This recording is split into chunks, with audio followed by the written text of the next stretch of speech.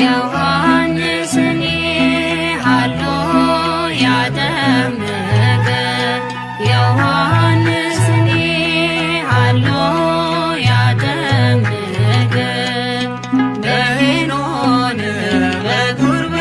ሳሌም በሄኖን በጉርበ ሳሌም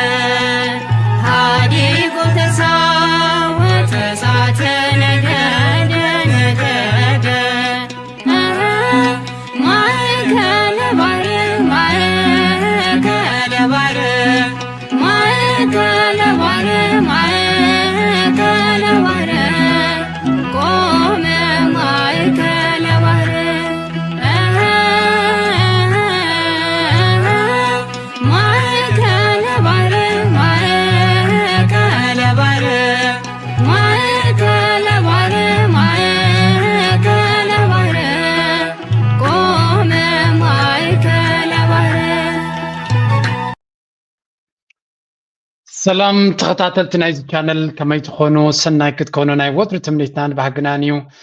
ብርግፅ ኣስተውዒልኩም ላይ ትኾንኩም ከይተረዳእኒ እዛ መዝሙር እዛ ቸብቸቦ ኩላ ኣሚን ከጋነን ኣይደልን እየ እቲ ድምፂ ሲ ድምፂ ናይ መላእኽቲ ዝጥዕም ክበሃል ሓቆም እዮም ኣብዚ ቤተክርስትያን ዘሎ ድምፂ እንተትርእይዎ ሲ ኣብዚ ናይ ዓለም ድምፂ ንሪኦን ናይ ዓለም ደርፊ ክድረፍ ከሎን እዚ ናይ ቤተክርስትያን ደርፍታት መዛሙርን ቸብቸቦን ክሰምዕ ከሎ ኣቤት ድምፂ ብእውነት ናይ ብሓቂ ኣነ ዝግረም ኤኒዌይ ኢትስ ሶ ቢዩቲፉል ርሑስ በዓለ ጥምቀት ክብለኩም ይደሊ እዛ መዝሙርና ባህም ቅድሚ ምምፃእ ኣብ ሶሻል ሚድያ እንድየ ረኺበ እያ ሓደ ኣደኖ 10 ግዜ ገለ ሰሚዐ ኣለኹ ንሳኹም ከዓ ገለ ትፈትዋ ትህልው ኢኹም በዓልካ ስለዝኾነ መንፈስ ቅዱስ ይወርዶ ሃገርና ፅርግያታት ኢንሻአላህ ናይ ኣምላኽ መንፈስ ወሪዱ ካብ ኩናትን ወረ ኩናትን ይህድመና ይኸውን ርሑስ ኣውደ ዓመት ርሑስ በዓለ ጥምቀት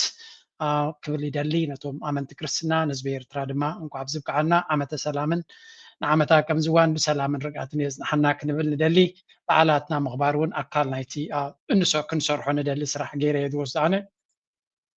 ውሑድ ነቲ ሃይማኖታትን ናይ ኣምላኽ ስራሕን ሸለል ኢልካ ምኻድ ብዙሕ ንርኢ ነርና ሕጂ ግን ኣይ ቲንክ ካብ ኣምላኽ ምርሓቕ ማለት ነቲ ሃገር እውን ሰይጣን ምዕዳም እዩ ብዘይ ሃይማኖት ሰብ ኣይነብርን እዩ ንኣምላኽ ክትገድፍ ተጀሚርካ ቦታ ኣምላኽ ብካልእ መናፍስቲ ከም ዝትካእ ርግፀኛ እዩ ኣብዚ ኤውሮጳ ንነብር ኣለና ምዕራባዊ ዓለም ንነብር ኣለና ንኣምላኽ ገዲፎም ኣምላኽ ዘይብሎም ኣይተረፉ ቦትኦም ብካልእ ነገር ክትካእ ኢና ንሪኦ ሜዲቴሽን ክብልዎ ይኽእሉ ስፒሪት ክብልዎ ይኽእሉ ዋትኤቨር ሽም ክብዎ ይኽእሉ ግን ናይ ኣምላኽ ቦታ ገዲፍካ ባዶ ይተርፍን እዩ ቀደም ሓደ ካህን ከምኡ ክብል ሰሚዐ ኣነ ኣምላኽ ኣብ ውሽጢ ናሕልና ትበሃል ምስ ኣምላኽ ኮሚኒኬት ትገብር ቦታ ስለ ዝኸፈተልና ነታ ቦታ እትያ ንኣምላኽ እንተውፂኻዮ ባዶ ይተርፍን እያ ካልእ መንፈስ እዩ ዝትካእ ይብሉ ስለዚ ካብቲ ካልእ መንፈሳት መናፍስትን ገለን ናይ ኣምላኽ ኣስላማይ ኮንካ ክርስቲያናይ ኮንካ ናይ ኣምላኽ ቦታ ኣምላኽ እንታይ ሓደራ ቦታ ሒሸና ስብከት ጌርካዮ ምስ ዜና እንተዘተሓዘሎ ክትብሉን ኢኹም ድሓን ንእሽትለይ ክፋል ሓደ ግዜ ወስ ምባል ኣይፅላእኒ ኢለ ናይ ሎሚ I have a lot of ብዙሕ ሓበሬታ ብዙሕ ዜናን ኣለኒ ብዘይቃል ዓለም እዛ ኩነታት ናበይ ገፃ እያ ትኸይድ ዘላ ክንብል ክንፍትና ወላ ብዞባና ብዙሕ ቅልውላው ኣጋጢሙላ ኣብዚ እዋን እዚ ወላ እውን ኣብቲ ሰላም እዩ ዝበሃል ዝነበረ ዓዲ ጅቡቲ ዘሎ ክንርኢና መዓት ጉድ እዩ ዘሎ ኣብ ከባቢና መጀመርያ ግን ብባሻይ ዶናልድ ትራምፕ ክንጅምር Diplomats say the bloc is ready to hit the U.S. with retaliatory tariffs. That's if Donald Trump makes good on his threats of tariffs against countries that oppose a U.S. takeover of Greece. returning home after a 3-day reconnaissance mission in Greenland. A spokesman for Germany's armed forces said ነው ሕጂ እቲ ዘርእየኩም ዘለኹ መጀመርያ ሓንቲ ነይራ ንዓክበኩም እዚ ዶናልድ ትራምፕ ዝበሃል ስለምንታይ ዝጭክነልና ደሎ ስለምንታይ ንኤውሮጳ ከምዚ ገይሩ ብሕማቕ ዝሃርማ ዘሎ ኢልና ብኣሞ ክንጅምር ድሕሪ ናብቲ ኻል ክንመለስ ኢና response to US President Donald Trump's plans to annex Greenland. Representatives from EU states are holding an emergency meeting on Trump's threat to increase tariffs on the countries resisting his plans. Denmark's Prime Minister Mette Frederiksen ከም ትሪእዎም ዘለኹም ኤውሮጳ ዶናልድ ትራምፕ ክቋፅርዎ ይከኣሉን ናይ ብሓቂ ዶናልድ ትራምፕ ይሃስዮም ኣሎ and they don't know what to do with it ከመይ ጌርካ ትምልሰሉ ብኸመይ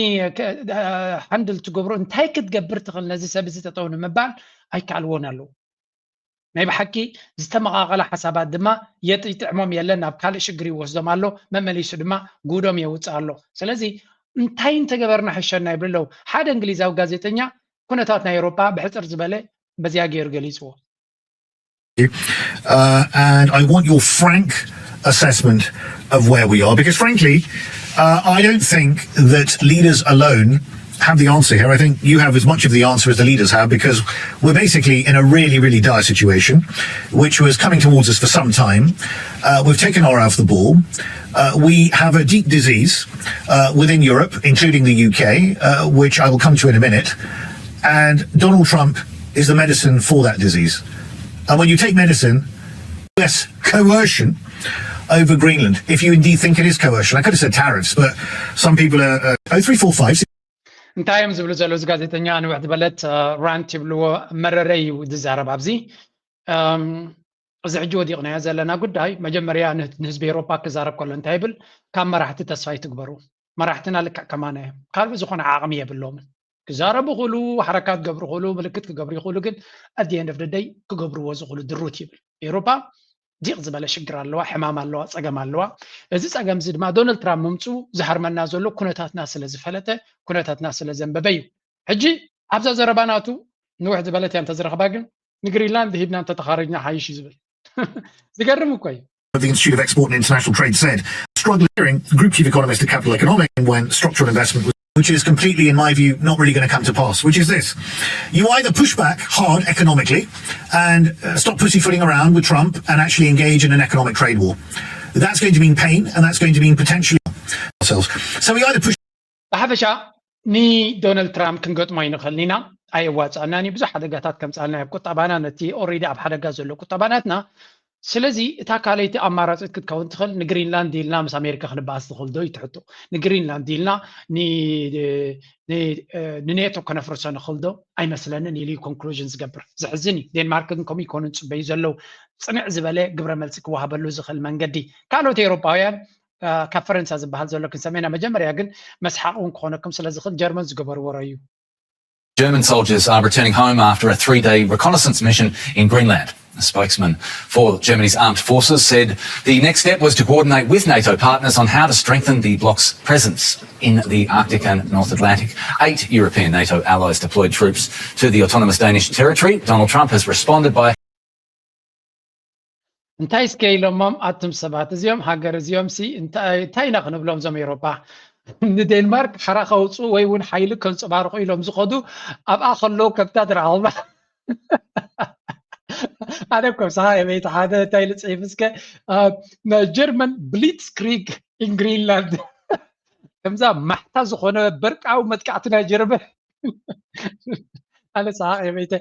ከይዶም ኣብኣ ከለዉ ኮይም በታ ዝኸድዋ ሰፈርት ይበሃል ብቋንቋ ጀርመን ኢሚድየትሊ ንድሕሪት ገጾም ተመሊሶም እዩ ዝብለና ዘሎ ዕለት 16 ጀርመን ሰራዊት ሰዲዳ ኢሉ ዕለት 17 ዶናልድ ትራምፕ ታሪፍ ክገብር ኣብ ልዕሊ ጀርመን ምስ በለ ዕለት 18 ሰራዊት ናይ ጀርመን ቦርሶም ኣልዒሎም ተመሊሶም እዚኣቶም ነዚኦም ኣሜሪካስ ከመይ ጌርካ ኣብ ኩናት ተኣቱ ሓቂ ፑቲን ክስሕቕ እዚ ኩነታት ናይ ኤውሮጳ ኣብ ራሽያ ኣብ ቴሌቭዥን ናቶም ገለገለ ጋዜጠኛታት ብስሓቅ ከይሞቱ ይፍርህ ኣለ እዩ ዝበሃል ዘሎ ኩሉ ኣፅዋራቶም ንዩክሬን ሂቦም ጥራዮም ዝተረፉ ኣሜሪካ ድማ ጥራዮም ከም ዝተረፉ ምስ ፈለጠት ንዩክሬን ሓራ ከተውፅእ ክትሕግዞም ዘይኮነስ ንግሪንላንድ ትምንጥሎ ባላ ካብዚ ዝኸፍእ ውርደት እንታይ ኣሎ እዩ ዝበሃል ዘሎ ስለዚ ከምዛ ትሪእዎ ኣለኹም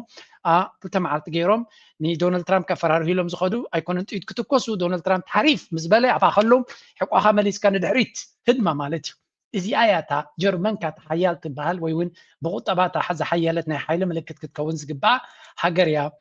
ከምዚኣ ገይራ ውርደት ኣርያቶም እስከ ድሓንቶም ክዛረቡ ከለዉ ጀርመን ስምዕዎም ክስዕቡ Tariffs on the countries involved in the mission.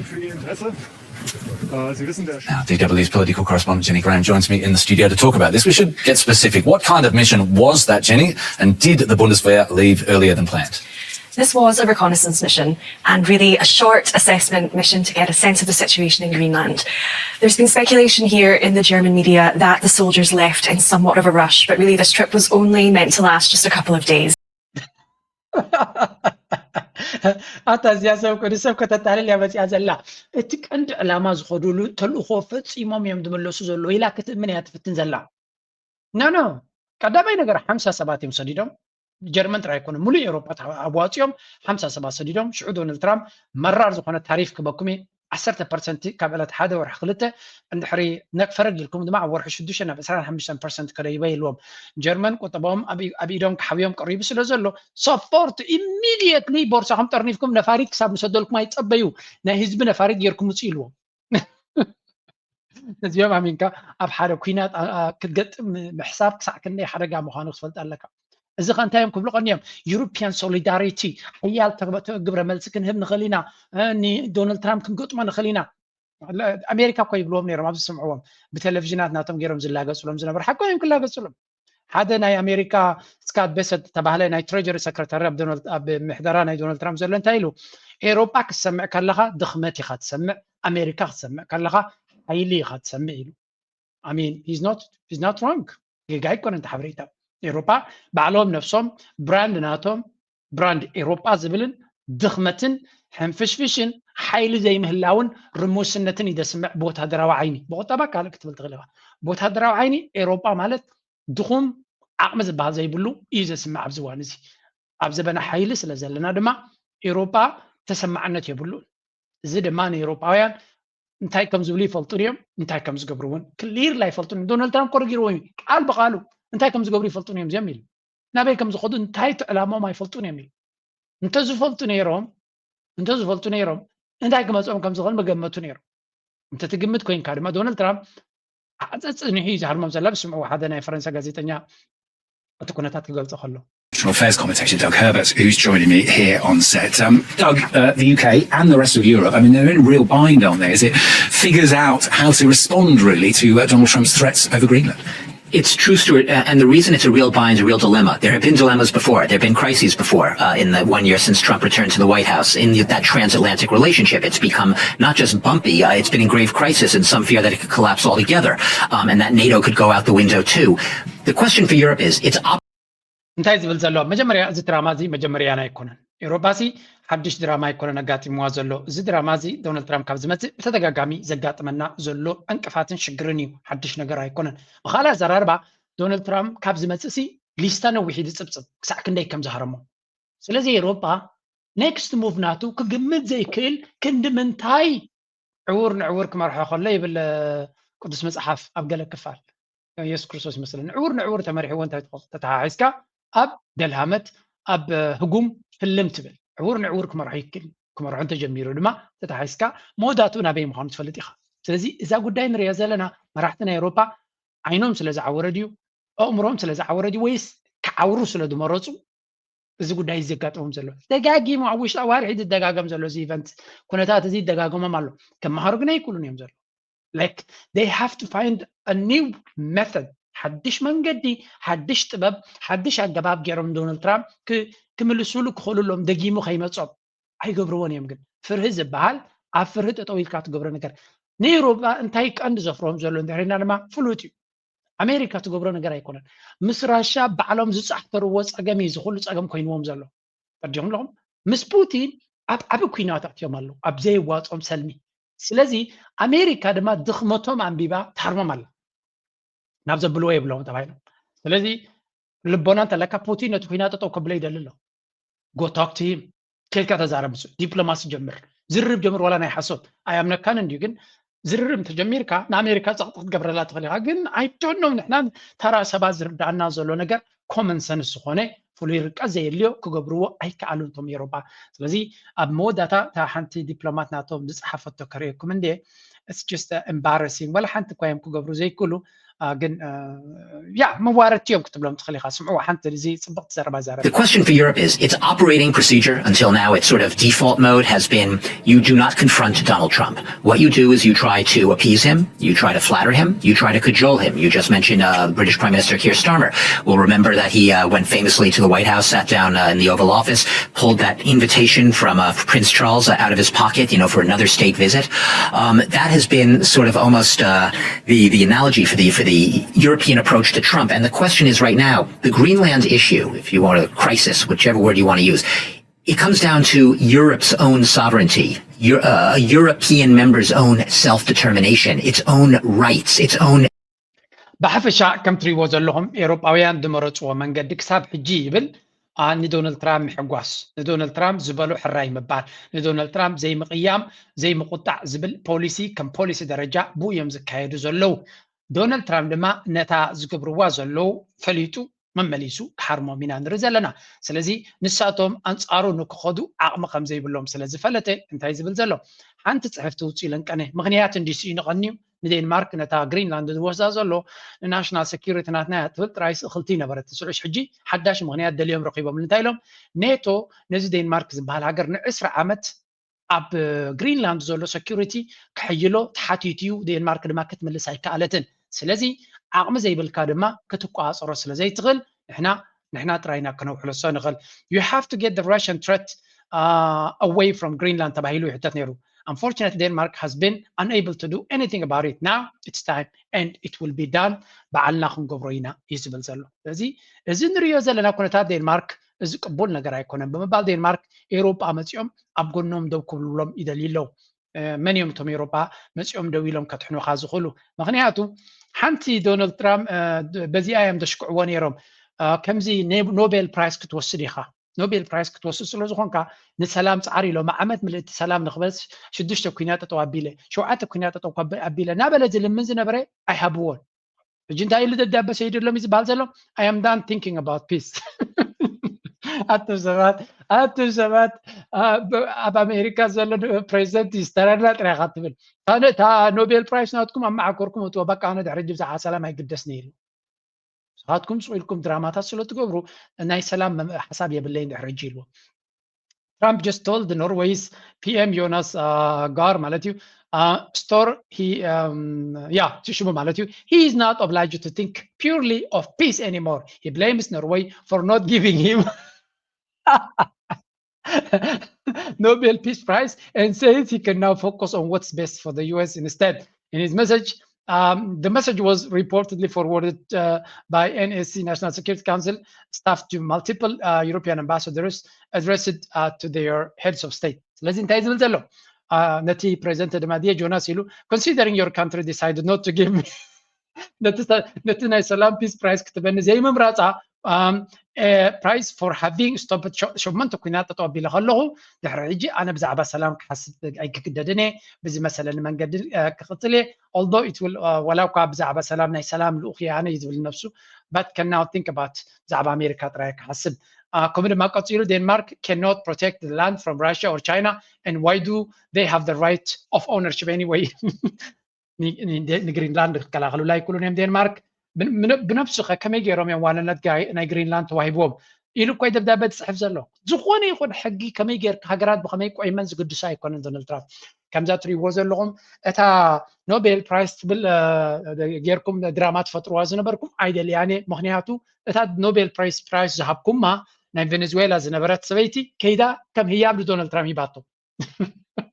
دراما كوينا زينا دينا ريبورت نقبر زلنا ولا مدبنا هساناتنا ريبورت نقبر زلنا عيرد عنني زلو بس زيادة ستيت اوف علمنا في كم يقدر الجواليق خمزلا اوروبان امريكان زخونو وزلو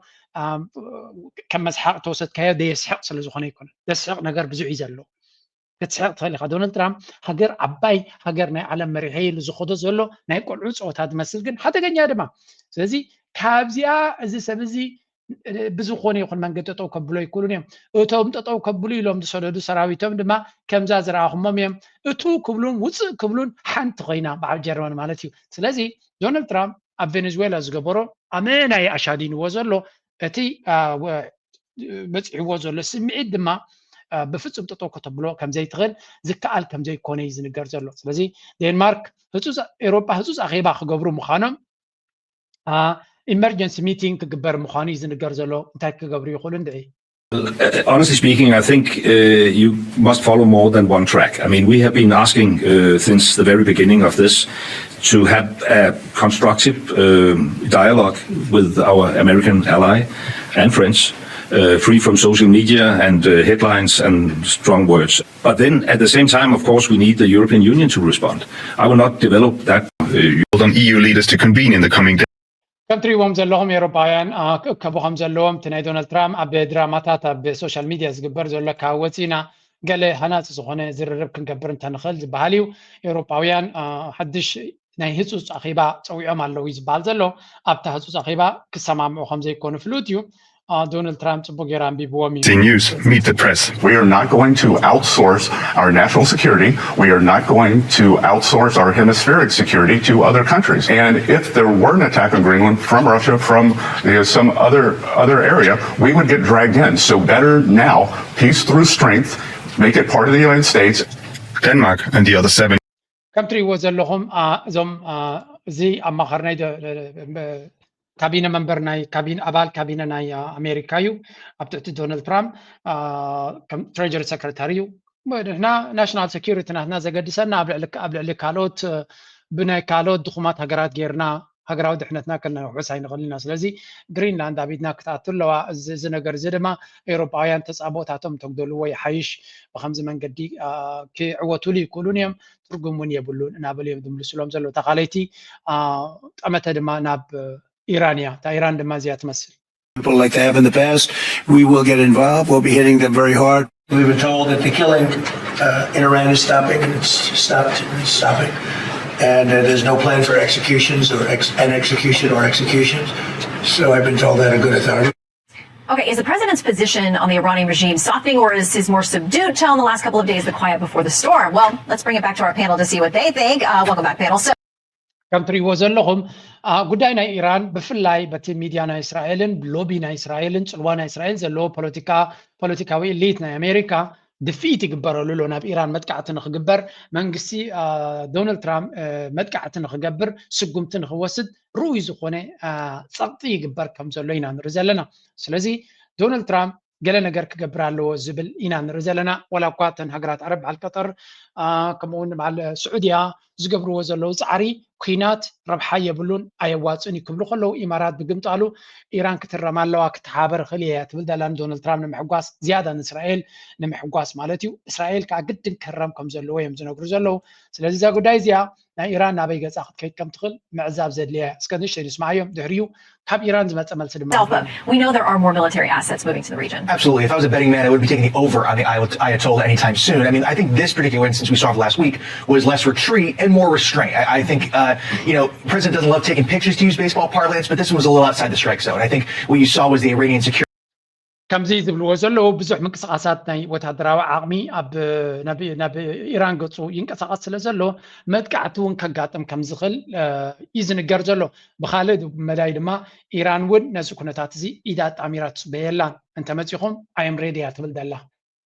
Threats. American troops are on the move. The IRGC is in full alert mode. Tehran is loading missiles. The targets are locked and loaded. The Arab nations, Russia and even Israel, urging President Trump to hold off the attack. This is no bluff because Iran is no soft target. ስለዚ ከም ንሪኦ ዘለና ኢራን ነዚ መፃ ዘሎ ኩነታት ከም ኤውሮጳ ብፍርህን ብምንቅጥቃጥን ክትፅበዮ መደብ የብላን we are ready ምድሕር ኩናት ኮይኑ ምፁ ንሕና ተዳሊና ኣለና እዮም ዝብሉ ዘለዉ ስለምንታይ እዮም ከምኡ ዝብሉ ዘለዉ ድማ ዊክነስ ድኻምነትን ፍርህን ንዶናልድ ትራምፕ ቀንዲ ነዳድናቱ ንመጥቃዕቲ ምዃኑ ተረዲእዎም ኣሎ ስለዚ ክገብሮ እንተኮይኑ ዘይተርፍ ኮይኑ ንግጠሞ ምክንያቱ እንተፈሪህና ዝገድፈና መራሒ ኣይኮነን እዮም ዝብሉ ዘለዉ በቲ ሓደ መዳይ ክትሪኦም ከለካ ሓቆም እዮም ምክንያቱ ንዑ ንደስ ዘብል ኩነታት ንምግባር ብበዓል ቀጠር ዝግበር ዘሎ ዲፕሎማሲ ሕራይ ኢሎም እዮም ንብዙሕ ነገራት እዚኣቶም ግን ከይሃረምዎም ክዕርፉ ከምዘይደልዩ ስለ ዝርድኦም ዘሎ ወል እንድሕር ዘይተርፍ ኮይኑ ብሪንጌት ኣምፅዎ በቃ ይምፃእ እቲ ኩናት እንድሕር ከምኡ ኮይኑ ናይ ግድን እንድሕር ኮይኑ ብኩናት ክውዳእ ንሕና እውን ነቲ ኩናት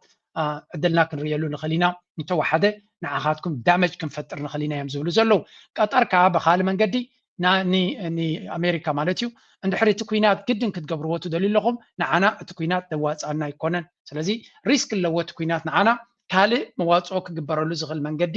ኣሜሪካ ክትጥምት ከም ዘለዋ ደጋጊማ ትዛረብ ኣላ ቀጠር ማለት እዩ ስለዚ ቀጠር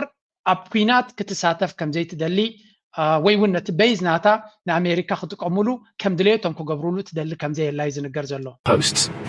According to Defense News, a Qatari royal bluntly reminded the United States that it is merely a tenant, not the owner of the massive Al Udeid air base near Doha. The comment ከም ትሪእዎ ዘለኹም ኣሜሪካ ኣብ ቀጠር ዘለዋ ቤዝ ንሴኪሪቲ ናይ ቀጠር ኣገዳሲ እዩ ልዕሊ ኩሉ ግን ንኣሜሪካ ኣገዳሲ እዩ ስለዚ ቀጠራውያን እንታይ ይብሉ ኣለዉ እዚ ንዓና ከም ትሑዝ ጌርኩም ንዓና ኣብ ሓዊ ዝእቱ ንዓና ኣብ ሪስክ ዝእቱ ምክንያቱ እንድሕሪ ትራምፕ ንኢራን ሃሪምዋ ኢራን ግብረ መልሲ ክትገብር እያ እቲ ግብረ መልሲ ድማ ኣብ ቀጠር ይክኸውን ወይ እውን ኣብ ስዑድያ ይክኸውን ወይ እውን ኣብ ባሕረይን ኣብ ተናው ዘሎ ማለት እዩ በዚ ኮይኑ በቲ ቀጠር እንታይ ትብል ዘላ ብኣይ ወገን ዝግበር መጥቃዕቲ ክህሉ ይኮነን ካብ ቦታ እዩ ዝብገስ ምክንያቱ ንዓና ንሃገራዊ ድሕነትና ኣብ ምልክት ሕቶ ዝእቱ እዩ ነዚ ዘረባ እዚ ድማ እቶም ደገፍቲ ናይ እስራኤል ዝኾኑ ፖለቲከኛታት ንምንታይ ዳ ቤዝ ጌርና ኣለና ንሕናው ንረብሓና ዘይጠቕመና እንተኮይኑ ይብሉ ኣለዉ ዝኻ እንታይ ማለት እዩ ኣባኻ ዝውርድ ግብረ መልሲ ናይ ኢራን ንሳቶም ግን ካብኡ ክሃርሙሉ ኢራን እዚ ቀጠር ነዚ ኣየፍቅድን እየ ኢላ ኣላ ስዑድያ እውን ጠቕላላ ኣየፍቅድን እየ ኢላ ኣላ እንድሕር ደሊኹም ካብ ካልእ ቦታ ግበርዎ ንኢራን ድማ ብተደጋጋሚ ይነግርዎ ኣለዉ ንሕና ኣብዚ ኩናት ቀዳማይ ኩናት ንኸይግበር ንፍትን ኣለና እቲ ኩናት ጠጠው ንኽብል እንተዘየለ ክገብርዎ ተኮይኖም ድማ ንሕና ኤር ስፔስ ናትና ይኹን በይዛት ኣባና ዘሎ ኣይከነፍቅድን ኢና ስለዚ ሓደራኹም ናባና ገፅኩም ትሰድዎ ነገር ከይህሉ ዝብል ዘረባ እዩ ዝኾነ እስራኤል እታ ቀጠር ትበሃል እውን ክትረም ይደልይዋ ስለ ዘለዉ እቲ ጉዳይ ቀሊል ክኸውን ኣይኮነን ግን ኣብ መንጎ ኣሜሪካን ቀጠርን ቀጠር ንዶናልድ ትራምፕ ፅቡቅ ዝኾነ ብፅቡቅ ሒዞሞ ዘለዎ እዩ ዶናልድ ትራምፕ ድማ ይፈትዎም እዩ ግን እቲ ኩነታት ድማ እስራኤል ከዓ ብዙሕ ፀቕጢ ስለትገብር ዘላ እዚ ጉዳይ እዚ ናበይ ገፁ ክኸይድ ይኽእል እንታይ ኮን ክኸውን ይኽእል ምዕዛብ ኣገዳሲ እዩ ስለዚ ጋልፍ ስቴትስ ኣብ ውሽጠን ዘለወን ክርክር ምስ ኣሜሪካ ይኹን ምስ ካልእ ዓለም ዓብ ፅልዋ እዩ ዝፈጥር ዘሎ ኣብ ቀርኒ ኣፍሪካ ድማ ፍልይ ዝበለ ፅልዋ ይፈጢሩ ዘሎ ኣብ ዝዋን እዚ እቲ ኣብ ውሽጦም ዘለዎም ዘይምርድዳእ ብዝተፈላለየ መንገዲ ዝረአ ዘሎ ሕጂ ናብ ዘበና ምልስ ኢልና በታሪክ አጋጣሚ የዛሬ 30 ዓመት ስላጣችሁ ኢትዮጵያ አትጠይቀው የሚል ነገር አይኖርም። ነገር ግን ለዚህ ደግሞ የተደራጀ ሀሳብ፣ የተደራጀ አይዲያ፣ የተደራጀ ወሳኝ የሆነ መረጃ ማቀበል ያስፈልጋል ማለት ነው። ሂደቱን በምትመለከቱት ጊዜ ለመጀመሪያ ጊዜ አሁን ጠቅላይ ሚኒስትሩ ፍሬም አድርጎ ነው የመጣው። በቃ የቀይ ባህር ጉዳይ ወይም የወደብ ጉዳይ አስፈላጊነቱን መሰረት ተደርጎ ፍሬም ተደርጎ ነው የመጣው። ስለዚህ ኢትዮጵያንና የባህር በርን ልነጣጥል የሚችል ከታሪክም ከባህልም ከኢኮኖሚም የለም። ሌላው የዚህ የሌጋልና መልቲላተራል ከም ትሪእዎም ዘለኹም ኣጀንዳ ናይ ባሕሪ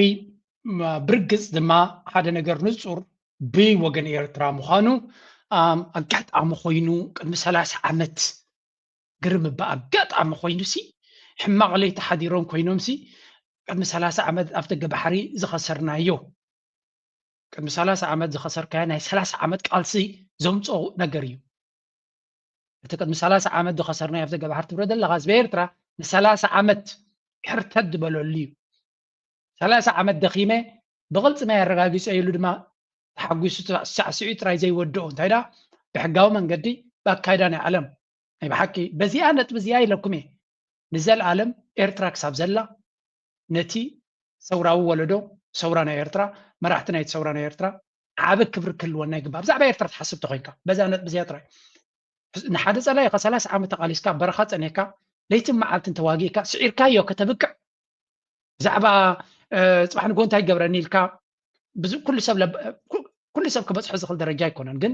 ነቲ ኩነታት ካ ስለ ዝሪእዎ ዝነበሩ 30 ዓመት ስለ ዝወሰደሎም እዚ ኩነታት እዚ እንታይ ክኸውን ከም ዝኽእል እታ ሃገር ዝዋግዋ ዘሎ እንታይ ዓይነት ድጋፍ ካብ ደገ ከም ዘለዋ ስለ ዝፈልጡ ብሕጋዊ መንገዲ ድማ ክንድርዖ ኣለና ኢሎም ሪፈረንደም ገይሮም ነቲ ምዕራፍ እቲ ዝዓፀውዎ ሓደ ዓብይ ስጉምቲ ፈፂምካ ኣብ ፍሉይ ታሪኻዊ ሰነዳት ናይ ኤርትራ ክቕመጥ ዘለዎ እዩ ዋላ እኳ ንሳቶም ድራማ የምፁ እንተለው ናው እዛ ዘረባ እዚኣ ንሳቶም ደጋጊሞም ዘምፅዋ ዘለው ንሕና ድማ ብተደጋጋሚ ክንርኢና እንታይ ከኽብሉ ጀሚሮም ኣለው ኣነ እኳ ንስማዓዮ እሞ ኣነ እኳ ደስ ኢሉኒ በቲ ናይ ፕሬዚደንት ኢሳያስ ዝፀረፎም ዝብልዎ ዘለው ምክሪ ስምዑ። የኤርትራ አክቲቪስቶች ይገርሙኛል። አንዳንዴ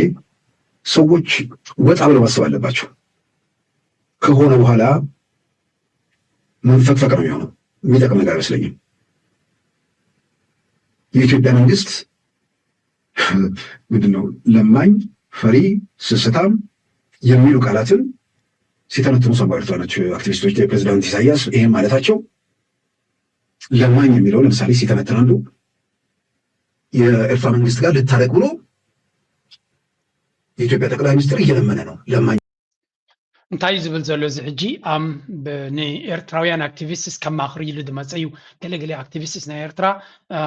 ብመሰረቱ ፕሬዚደንት ኢሳያስ ሰነፍ ፈራሕ ስሱዕ ከምኡ ድማ ነዳይ ስለ ዝበሎ እዚአን ነገራት እዚኣተን ስለምንታይ ከም ኢልዎ ገለገለ ኤርትራውያን ሕጂ ለማኒ ንፕራይም ሚኒስትር ዝኣክል ዝበሎ እንታይ ስለ ዝገበረ ኣብይ ኣሕመድ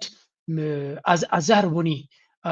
ዕረቁኒ ንዘራረብ ምስ ኢሳያስ ክዘራረብ ምስ ኤርትራ ክዘራረብ ሓግዙኒ ስለ ዝበለ ዲኻ ለማኒ ትብሎ ዘለኻ ኖ ዶንጌት እዚኣ ትዊስትድ ወይ ከዓ ርእስኹም ኣይትዝርዎ ለማኒ ትበሃሉ ዘለዎም ለሚንኩም ክትዋግኡ ስለ ትደልዩ ዘለኹም እዩ ፒሪየድ ለሚኑ ክዋጋእ ዝደሊ መንግስቲ ስለ ዘለካ ለሚኑ ነፈርቲ ብረት ካብ ኢማራትን ካብ ገለን ተለሚኑን ተለቂሑን የምፅእ ስለ ዘሎ ለማኒ ኢኻ ትብሎ ተዳቕብሎ ነይርዎ ለማኒ ምዃኑ ኢትዮጵያውያን እውን ዝኣምንሉ ነገር እዩ ስለዚ ንለማኒ ኢኻ ትብሎ ለሚኑ ሃገሩን ተረዲዩ ፋይን ኢትስ ኦኬ ሓደ ናቱ ስታይል ኣለዎ ግን እዚ ለሚኑ ድሮናት ገዚኡ ተለቂሑ ለሚኑ ድሮናት ገዚኡ ህዝቢ ዝቐትል ዘሎ ቀፂሉ ድማ ኤርትራውያን ክቐትል ይደሊ ስለዚ እታ ዝበላ ካልእ ብዙሕ እንዲ ዝዛረብ ከምዚ ልቦና ኣምሲሉ ማለት እዩ ኣይኖም ገለገለ ሰባት ነዚኣቶም ሓቂ እኮ ገለ ዝብልወሉ ኾን እዮም ኖ ብዛዕባ ኤርትራ ዘይበልኩሞ ቃል ዘይበልኩሞ ፀርፊ ዘይረኣኹም ኣሽከዓላል የለን ሕጂ ፀደቕደቕ ኣይትበለልና ጥራይኻ ትብል ኣብዚ ፀደቕደቕ ምባል ከምዚ ንሳቶም ሓላፍነታውያን ኮይኖም ዝኸዱ ዝነበሩ ነው ብልፅግና ኣብይ ኣሕመድ እኮ 10 ግዜ ብዛዕባ ኤርትራ ዝበሎ ንፈልጦ ኢና ኣብዚ ምፅአልኩም እየ ብዛዕባ ኤርትራ ዘይበሎ ዓይነት ኣሽከዓላልን ዕቀትን የለን ስለዚ ሓንቲ ግዜ ስለተመለሰሎም ከምዚ ኣይ ዶንት ኖ እቲ ዝዛረብዎን ዝብልዎን ዘስተውዕሉሉ ድማ የስተውዕሉሉን ካልእ ምክርናቱ ድማ ኣይ ቲንክ እዚኣ ጉዳይ እዚኣ ኣነ እኳ ነጠንቅቐላ ኢለ ነይረ ግን በፂሓቶም ከም ዘላ ፍለጡ እዚኣ ክትፈልጡ ኢለ ደምፃ ዘለዎ ካልሰራ የትኛውም ኢትዮጵያ ኃይል ጋር መስራት እንደማይችል ግልጽ ነው። ስለዚህ እንደ ዋስትና እንደ ሀገር ቀጣይነት ለኤርትራ ቀጣይነት ዋስትና አድርገው የሚወስዱት ኢትዮጵያ ማፍረስ ነው። ከዚህ ውጭ መፍትሄ የለም ብለው እንደሚደበድሙ በእርግጠኝነት መናገር ይቻላል። የትኛው መንግስት የትኛው ቡድን መጥቶ ሌላ ቀን የአሰብ ጥያቄ ያነሳብኛል የሚል ጥያቄ ስላለ ስለዚህ ይሄ አጀንዳ ለአንዴና ለመጨረሻ ጊዜ እንዲሞት የአሰብ ጉዳይ ምንድነው የኢትዮጵያ የምትባል እንደ ሀገር መቀጠል የለባትም ወደ እንጎቻ መንግስታት መቀየር አለባት የሚል ዓላማ ሰንቀው እንደሚንቀሳቀሱ ይህ በተለያየ መንገድ የሰበሰቡት አነስተኛና ጥቃቅን ቡድን የፈራረሰው ቲፒኤልኤፍም የዚህ አጀንዳ ማስፈጸሚያ እንደሆኑ ማናችንም የምንጠራጠረው አይደለም። ይህንንም ደጋግመን ስንል የነበረው ነገር አክቲቪስቱ የኤርትራው ፕሬዝዳንትና የኤርትራ መንግስት ተሟጋቹ አደባባይ መጥቶ ኢትዮጵያ የሚባለው ነገር አቆሙ። አማራዎች ናቸው ይህን እያላችሁ ያላችሁት፣ አማራዎችም ከዚህ ጉዳይ ውጡ እያለ ሕጂ እንታይ እዮም ዝብሉ ዘለው መንግስቲ ኤርትራ ነቲ ኢትዮጵያ ወይ እውን ብልፅግና ኣምፅዎ ዘሎ ኣጀንዳ ናይ ባሕርን ናይ ዓሰብን እናበርትዐ መጠን ዝኸደሉ መጠኑ ድማ ኤርትራውያን አክቲቪስትስ እዮም ዝብሉ ዘለው ኢትዮጵያ ክትፈርስ ኣለዋ ዝብል ድምፂ ናቶም እናበርትዐ ይመፅእ ከም ዘሎ እዩ ዝነግር ዘሎ ና መጀመርያ ኤርትራውያን ንሃገራዊ ረብሓናቶም ክሓስቡ ይርድኦም ድንበር እዚኦም ሃገር እዚኦም ዞም ጎረቤት ህዝቢ ምክንያቱ ንዓና ክመክር ዝፍትን ዘለኮ ኤርትራ ናታ ናሽናል ኢንተረስት ኣለዋ ሃገራዊ ረብሓ ኣለዋ ከምኡ ድማ ሃገራዊ ብድሆታት ኣለዋ ብድሆታት ናታ ንኣብነት እቲ ናሽናል ትሬት ዝበሃል ወይ እውን ሃገራዊ ስግኣት ዝበሃል ካብ ኩሉ ጠቕሊልና 90% ስግኣት ናይ ኤርትራ ካባኻትኩም እዩ ዝመፅእ ካብ ኢትዮጵያ እዩ ዝመፅእ ካብ መርሕነት ናይ 4 ኪሎ እዩ ዝመፅእ ኣብዚ ሕጂ ኣብ 25-26 ኮይና ክንሪኦ ከለና ድማ ኤክስክሉሲቭሊ ካብ ኢትዮጵያን ካብ ብልፅግናን እዩ ዝመፅእ ዘሎ እዚ ከዓ ብሕቡእ ምስጢር ዘይኮነ ብግልፂ ሕልፍ ሓሊፍኩም ንዓፋር ኮይኖም ተሰልጥኑ ዘለኹም ኤርትራ ከም መቅል ኢና ንኤርትራ ከም ብትና ኢና ንዝብሉ ዘለው ብወቅዒ ተሰልጥኑን ገንዘብ ትቡን ንጎምን ምሸትን ንዓታቶም ኣድቨርታይዝ ክገብሩሎም ትውዕሉ ኣለኹም ስለዚ ኤርትራ ብወቅዒ ብመንግስቲ ደረጃ ብፖሊሲ ደረጃ ንዓኻትኩም ደፍርስ ኣይደገፈትን ኣላ ክሳብ ሕጂ ግን ኤርትራ ከም ክትገብር ምክንያት ኣይህልዋን ኢሉ ዝሓስብ ርእሲ ከለኩም ከመይ ገይሩ ትርእስኩም ከምኡ ኣብኡ ጠጠው ክብል ከይድ እቲ ፅቡቅ ነገር ንሕና ፈቲናዮ ወይ እውን ንሕና ደሊናዮ ጥራይ ዘይኮነ ንዓኻ ነቲ ብልፅግናኻን መንግስትኻን ክብትንዎ ካብቲ ዘሎ ክብንቅርዎ ዝደልዩ ብዙሓት ኣሎ ኣብ ውሽጢ ኢትዮጵያ እያ ዝብለካ ዘሎ ኣብ ደገ ይኮነ ኣብ ውሽጢ ኢትዮጵያ ሳቶም ድማ ሓይሎም ይሰርሕሉ ሓይሎም and it's a matter of time ናይ ግዜ ሕቶ ዳ እምበር ዘይተርፍ እዩ ድሕሪ ናይ ፋኖ ሓያል ምንቅስቃስ ሕጂ ድማ ሓደ ኣገዳሲ ክፋል ናይ ኩነታት ሓደ ኣዝዩ ሓያል ምንቅስቃስ ኣብ ክልል ሶማል ተራይሎ ተወገደን ዝበሃል ነታ ሃገር ንሱ እውን ዕድሉ ክርኢ ተበጊስሎ እዚ ትሳቶም ዝኸድዎ ዘለዎ ጉዳይ ክኸውን ከሎ እቲ ሳቶም ኣንጻርና ወይ ኣንጻር ካልእ ዝኸድዎ ዘለዎ ጉዳይ ክኸውን ከሎ ካብኡ ብዝተፈለየ መንገዲ ግን ሓደ ኣዝዩ ኣገዳሲ ጉዳይ ኣጋጢሙሎ እዚ ጉዳይ እዚ ድማ ከምዚ ንሪኣ ዘለና ኢና ኣብ ጅቡቲ ዘጋጥም ዘሎ ኩነታት እዩ ጅቡቲ ኣብ ዲቕ ዝበለ ቅልውላው ኣትያ ከም ዘላ እዩ ዝንገር ዘሎ ከም ትሪእዎ ዘለኹም ዕግርግር ይካየድ ኣሎ ኣብ ጅቡቲ እቲ ዓፋር ዝበሃል ህዝቢ ወይ ገለ ሓደ ዕጡቕ ጉጅለ ናይ ዓፋር ተንስዩ ነታ ጅቡቲ ትበሃል ሃገር ኣብ ዲቕ ዝበለ ክራይሲስ እትይዋ ከም ዘሎን ኣብ ጅቡቲ ከም ንፈልጦ ኩሉ ግዜ ክልተ ዓይነት ህዝቢ እዮም ዝቕመጡ ክልቲኦም ህዝቢ ዓፋርን ሶማልን ዒሳ ዝበሃል ሶማልን እዮም ዘለው ምናልባት ነቲ ዳይናሚክስ ክንሪኦ ምንታን እቲ መሬት ናይ ጅቡቲ ሃገር ጅቡቲ እዚኣ እዛ ትሪእዋ ዘለኹም ኣብ ዝሓለፈ እንታይ ይብል ነይራነ እዛ ቴማ ናይ ዓፋር ኢሉ ብልፅግና በጊስዋ ዘሎ ካብ ናይ ኤርትራ ንላዕሊ ንጅቡቲ ሓደጋ ክትፈጥር ትኽእል ኣርእስቲ ምዃናን ኣብ ጅቡቲ ብጣዕሚ ሰንሲቲቭ ኣርእስቲ ምዃኑ እዚ ጉዳይ እዚ ዋላ እኳ ከም ኣጀንዳ ከም ቶፒክ ከምፂ እንተዘይተዛረብኮ ተዛሪበሉ ነይረ ውፅኢት ናቱ እዚ ሕጂ ለንቀነ መፂኡ ዘሎ ዓፋር ዝበሃል ከም ትሪእዎ ዘለኹም እቲ መሬት ናይ ጅቡቲ እቲ ኦቦክ ዝበሃል ኣብ ላዕሊ 100% መሬት ናይ ዓፋር ምዃኑ እዮም ዝነግሩ እዚ ሕጂ ዋላ ፖለቲካሊ ዝተገብረ እውን ክኸውን ይኽእል እቲ ካርታ 100 ፅፁይ ሓበሬታ ይክብለኩም ኣይክእልን ግን ዝዓበየ መሬት ናይ ዓፋር ምዃኑ እዮም ዝዛረቡ እቶም ዓፋር ሕጂ ኣብ ካልእ ታጁራ ዝበሃል ክፋል እውን ናይ ዓፋር መሬት ምዃኑ እዚ ደኪል ዝብል ዘሎ እውን 100% ናይ ዓፋር ብልዎ ኣለዉ ማእከላይ ተኸይድካ እውን ዓፋር ስለዚ እቲ ዒሳ ዝበሃል ኣዝዩ ንእሽተይ ቦታ ብመሬት ብህዝቢ እኳ ብዙሓት ዋላ እኮ ዓፋር ይበዝሑ እንትኾኑ ብህዝቢ እቶም ሶማል እውን ውሕዳት ኣይኮኑን ሜቢ 64 እዮም መስለኒ እቲ ዳይናሚክስ ናቶም ግን እዚ ትሪእዎ ዘለኹም እቲ ኩነታት ብመሬት ደረጃ ክኸውን ከሎ ዓፋር ዝዓበየ መሬት ዝቋፀር ዝነበረ እዩ ስለዚ ብሬኪንግ ከም ዝብልዎ ዘሎ ዓፋር ፋይተርስ affiliated with the front of the restoration of the unity and democracy ዝብልዎ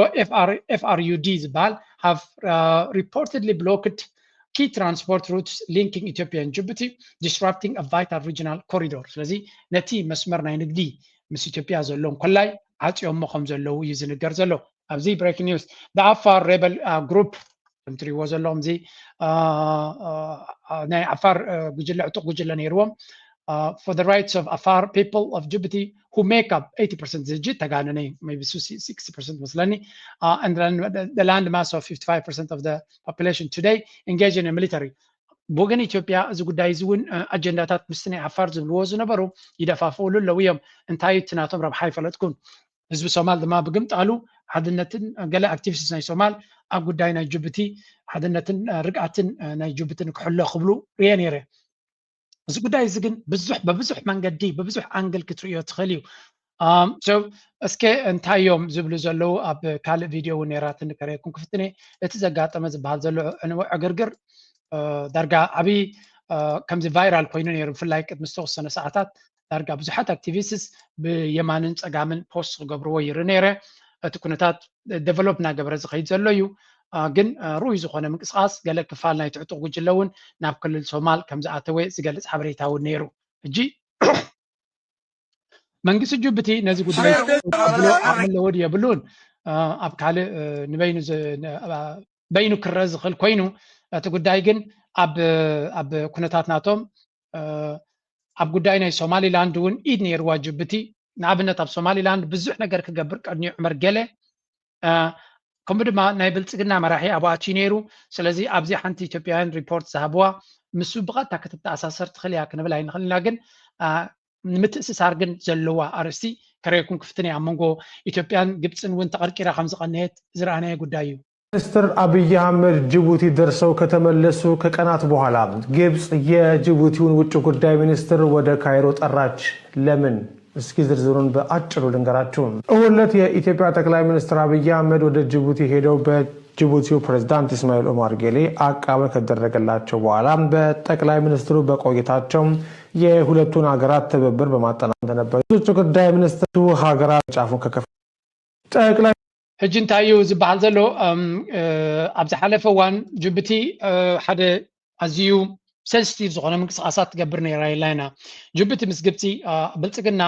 ብጉዳይ ናይ ባሕሪ እቲ ዘረባን ዕግርግርን ብፍላይ ድማ ናብ ሶማሊላንድ ገፁ ክኸይድ ምስ ጀመረ MOU ምስ ገበረ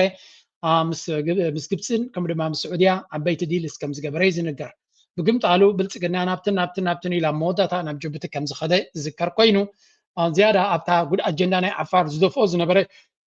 ንጅቡቲ ልክዕ ከምቲ ናይ ኤርትራ ሴንሲቲቭ ዝኾነ ንጅቡቲ እውን ሴንሲቲቭ ኣርስቲ ነይሩ ብዝኾነ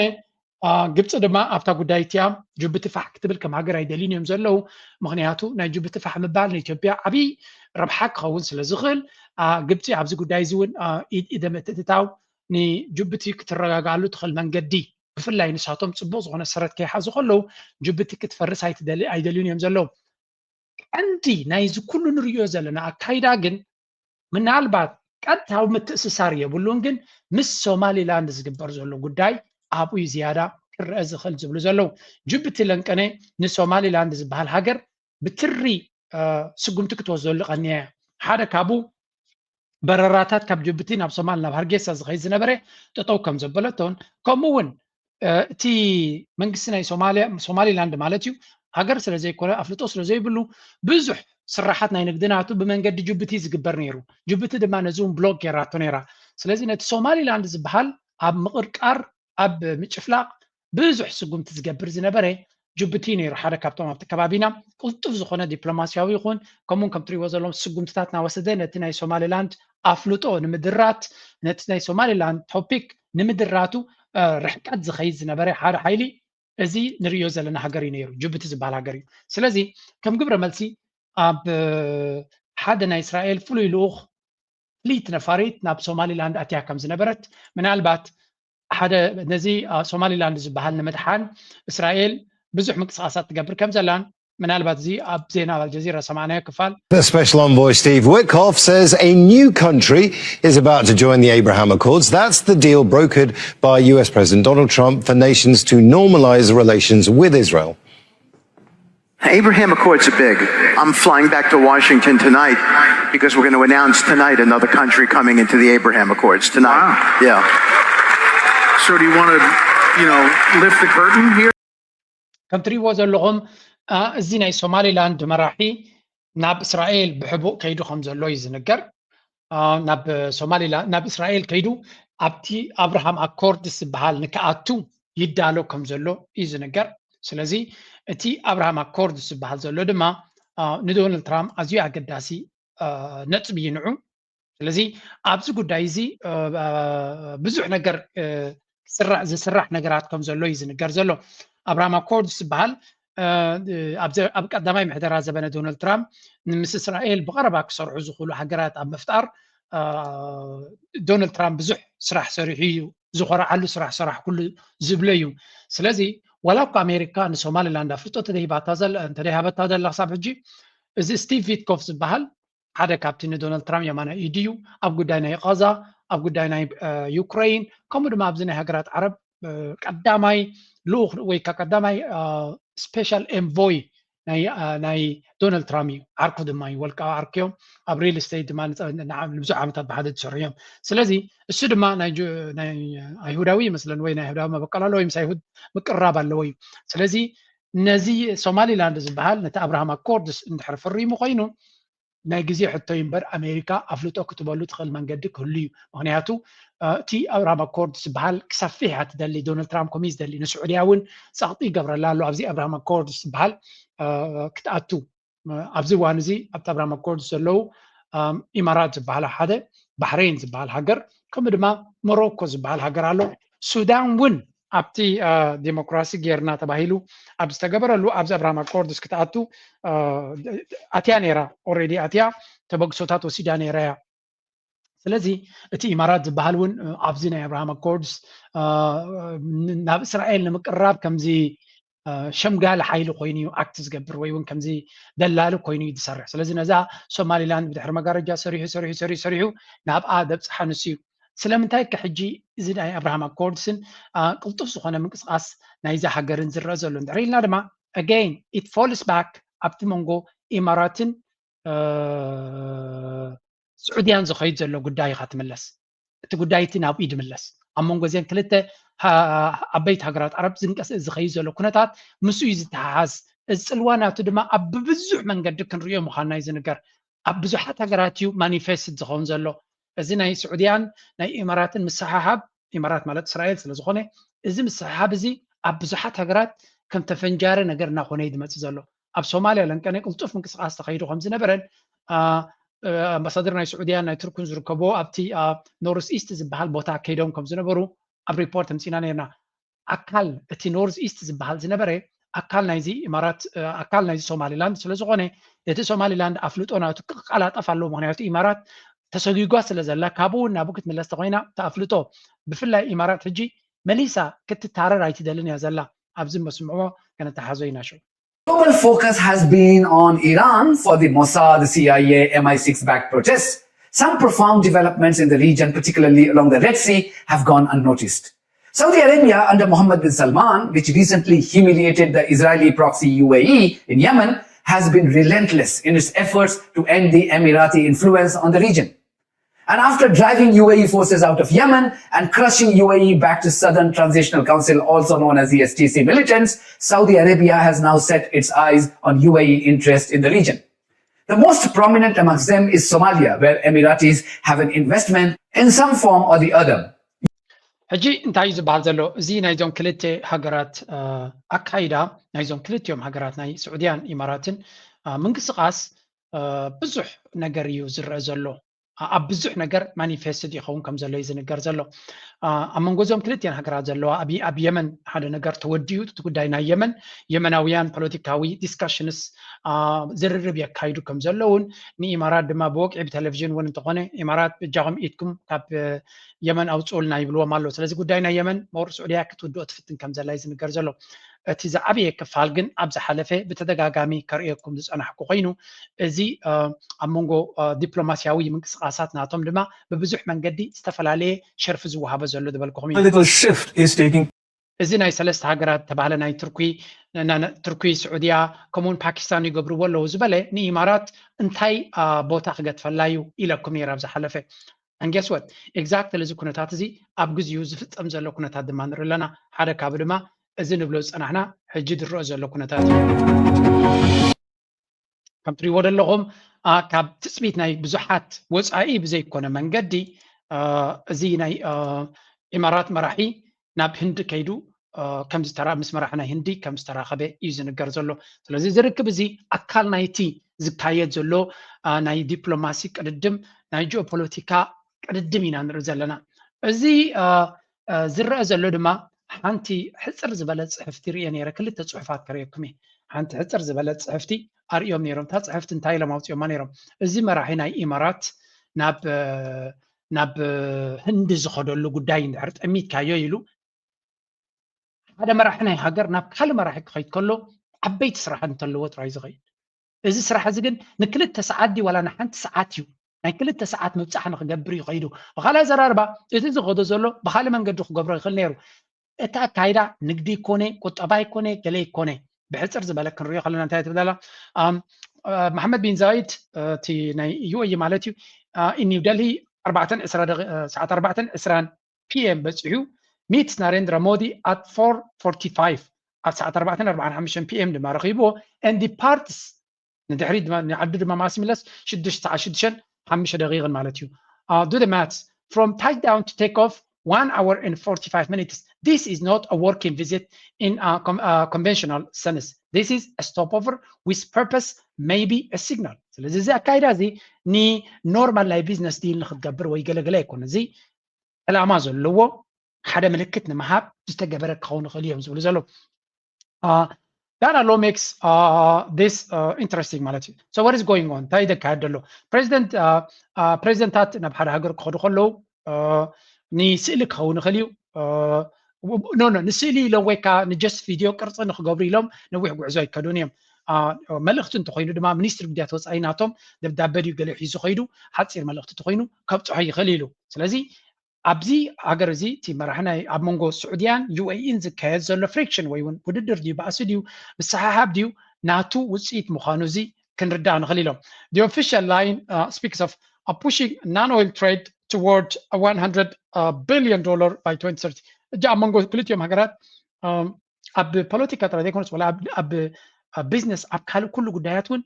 النهر السنة زخيت زلوا وددر قلت أفزخنا وددرن كالي نجاراتن كم زلهم زنقول زلوا all important but not جي انتهي لهم يدمدموا بزيا زربازيا مسيلكم تي نابزي بوتازم أو مغنيات غندي زي ناي defense coordination كون غليو ناي intelligence sharing كون غليو strategic stock take on regional stability as all guaranteed زي التقداي ني security نتي حجز له زكاز له قلطف زخونه منقسقاسات نمنصبرا ወይ ወንዑን ምርጓት ዝግበር ዘሎ ጉዳይ ከም ዝኾነ እዮም ዝብሉ ዘሎ ስለዚ ኢማራት ነቲ ስዑድያ ትገብሮ ዘላ ሓያል ዝኾነ ዲፕሎማሲያዊ ምንቅስቃሳት ንዑ ካውንተር ክትገብር ምስትኽል ክሕግዝዋ ዝኽእሉ ሃገራት ማለት እዩ ናብ ህንዲ መኻዳ ድማ ርዱእ ነገር እዩ ህንዲ ማለት ፓኪስታን ምስ ስዑድያ ኣላ እንድሕሪልካ هند ما قد نسونا هند كهدو زنبوري كلته تصابعتي كلته شافات ناي حدا بوليتيكا زغونو باكستان هندنيو قد محيدا توارح ابوغا تيوم نيرو سلازي اجين سعوديا كم ناي نيتو زمسل مس باكستان غيرالاند حلنا هند ما نيكولار هاجري سلازي امارات مس اسرائيل نيكولار هاجر مخانو زغونه هاجر ديل غيرلو كم دما حجمس هندي اون كغبر يفتن كم زلينا نرزلنا سلازي again those things are ببزح منجد ترجم زلهم اتازبلت اتناي لومي نزي ارتيكل زيا ناي بحكي دس بلتنا ارتيكل حدا زي سلمان الانصاري تبعله سعودياوي ناي جيوبوليتكس اناليست ننوي حوان كتصحفا مخانو كحبرات انهي انتايلو قداي ناي سعوديان اماراتن مع كم تسب نورمال دزاربو زلو قداي يكون كينوز خديو بمبالي يتقصو سلازي از حجن ريو زلنا قداي كابي زبقس يندحلنا እቲ ጉዳይ ኣብ መንጎ ናይ ጂኦፖለቲክስ ኢንተረስትን ካልእ እንደይኮነ ነዊሕ ርሕቀት ዝኸደ ስዑድያን ኢማራትን እዚ ሕጂ ዘርእይዎ ዘሎ ባህሪ ስዑድያ ንነዊሕ ዓመታት ተፀሚማ ትኸይድ ከም ዝነበረት እዩ ዝገልፅ ስለዚ ንዩኤኢ ኣብ ኩሉ እንኳላይ ከም ሃገር ክትቀውም ከላ ከም ዝሓገዝዋ ኣብ 1970ታት ሃገር ክትቀውም ከላ ቀዳማይ ሃገር ክትቀውም ሰቅጢ ዝገበረት ወይ እውን ዝደገፈት ኣብቲ መጀመርያ ቃውማ ድማ ኢማራት ብዙሕ ሓለፋ ዝገበረት ሃገር እንተላ ስዑድያ ከም ዝኾና ይነግር ከምኡውን ኣብዚ ናይ ጂሲሲ ዝበሃል ብሎክ ስዑድ ዓረብ እቲ ዝዓበየ ሃገር እዩ ሄድኮርተርስ ናቱ ስዑድያ እዩ ሪያድ እዩ ልዕሊ ኩሉ ድማ ኣብቲ ናይ ጂሲሲ ጉዳይ ኩሉ ግዜ ዝለዓለ ክስማዓነ ዘለዋ ስዑድያ ንኢማራት ድማ ኩሉ ግዜ ድርዒ ምስ ኮነታ እያ ስለዚ ኩሉ ግዜ ስዑድያ ምስ ሓገዘታ እያ ነይራ ከምኡ ኣብ ኩነታት ጉዕዞ ናይ ስዑድያውን ናይ ኢማራትን ይጠቅስ እዚ ዱባይ ካብ 2000 ጀሚራ ካብ 9 ጀሚራ ንላዕሊ ክትከይድ ከላ ንሕና ስዑድያውያን ካብ ልብና ኢና ተሓጒስና ኮርዕና ኣላ ድማ ኢሉ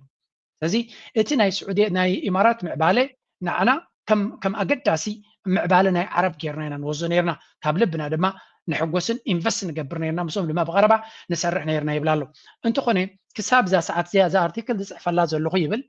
ስዑድያን ኢማራትን ወላ እኳ ይበኣሳ እንተለዋ ወግዓወ ይገበርዎን ኣለዉ ኢሉ እንታይ ማለት እዩ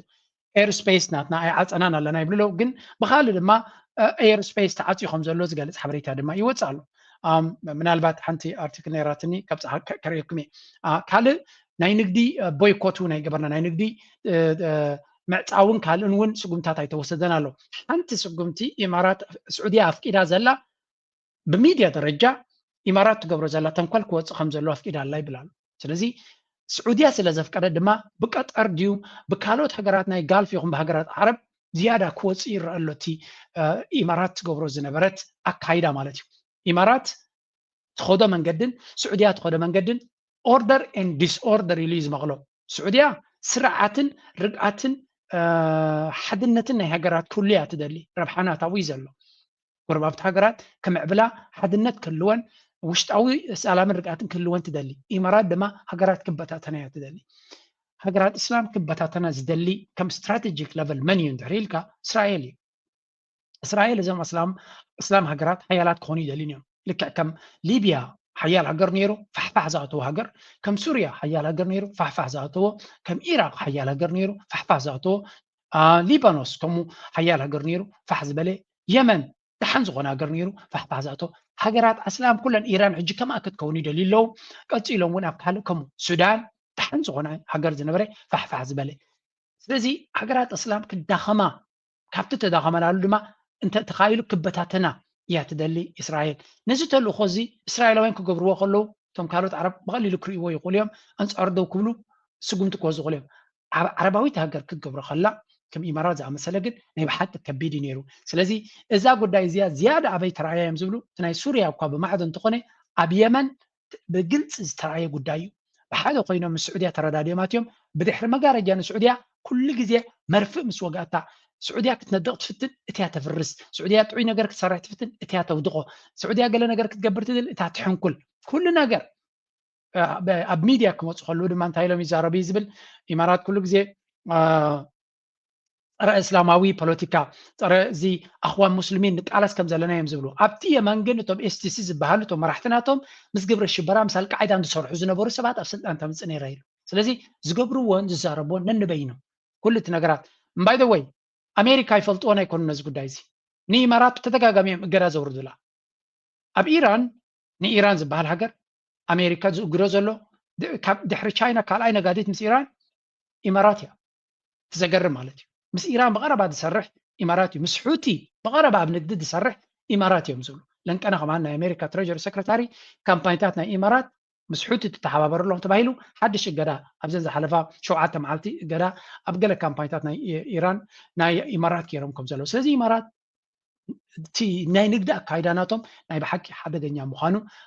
أبزي يصحف زي أرتيكل زي ناي بحكي مهبتميت كوين رقيبة يعني بزخونة أبزي وانزي سعودية ني إمارات ملو بملو بقلت ما كتهرما كم زي دليت كتهرما كم زي فتنت تالي انتاي زبل ريانة سعودية زي محمد بن سلمان مالتيو التفيجن 2030 رأيناتو أب إسرا سلاسة كتكبر مس حسبه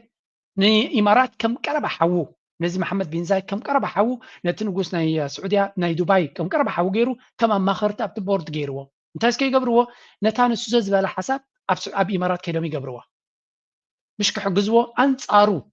نعود تا بلاناتو كم زي تعود نتوم إنفسترات كان دنا في السعودية دمسو هبي إمارات كم زخدو أمودا تام سرايا بقول أبا مزيوم كسرح يدلنا يلو قفيف وسيوم أب سكيورتي مسوم كسرح يكلنا حجي تعرفاتو زلا تغلالتنا بيزنس ريليشن شيب ناتهم كي جيبوت كودا يخون أي بتكون زبل زلي أبقول داينا السودان تمساسالي كبيت زخونة كنا تاتير رلو سلزي إتي أمونغوم زلو قداي أنتي كالوت كاز جبرواسي نبي حكي خاطر جرم زيوم كم يجرم يوم بحدة كسر حس أنا عميل أنا ونبعلي يجرم يزلهم أنتي نيرا I wish I could find it كسر كندي سعودي إمارات سين السعودية سبتاش تجبرها كم زنا برد زقلت مالتيو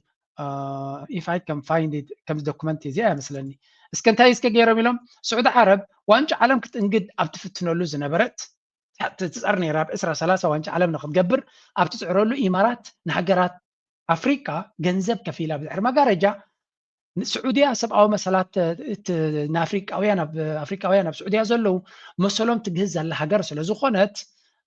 السعودية كوهابية بلون يلعب بدحر مقارجة سعود عرب وانش عالم نخيت انقد بدحر مقارجة تسرحني رايز بالزلو سلزي أمونغوزيوم زلو رحنتي زي أب بعرض ريوزلنا ويا يمن ريوزلنا بصوماليا ريوزلنا راي كم زي كونين تايدا نوح سخده كنتات مخاني that's why سعودية أبزوان زي نتي إمارات تقبرو زلا وطبعاً challenge نخو قبرو تبقي سمزلو زي قد دايزي أنا ببزعي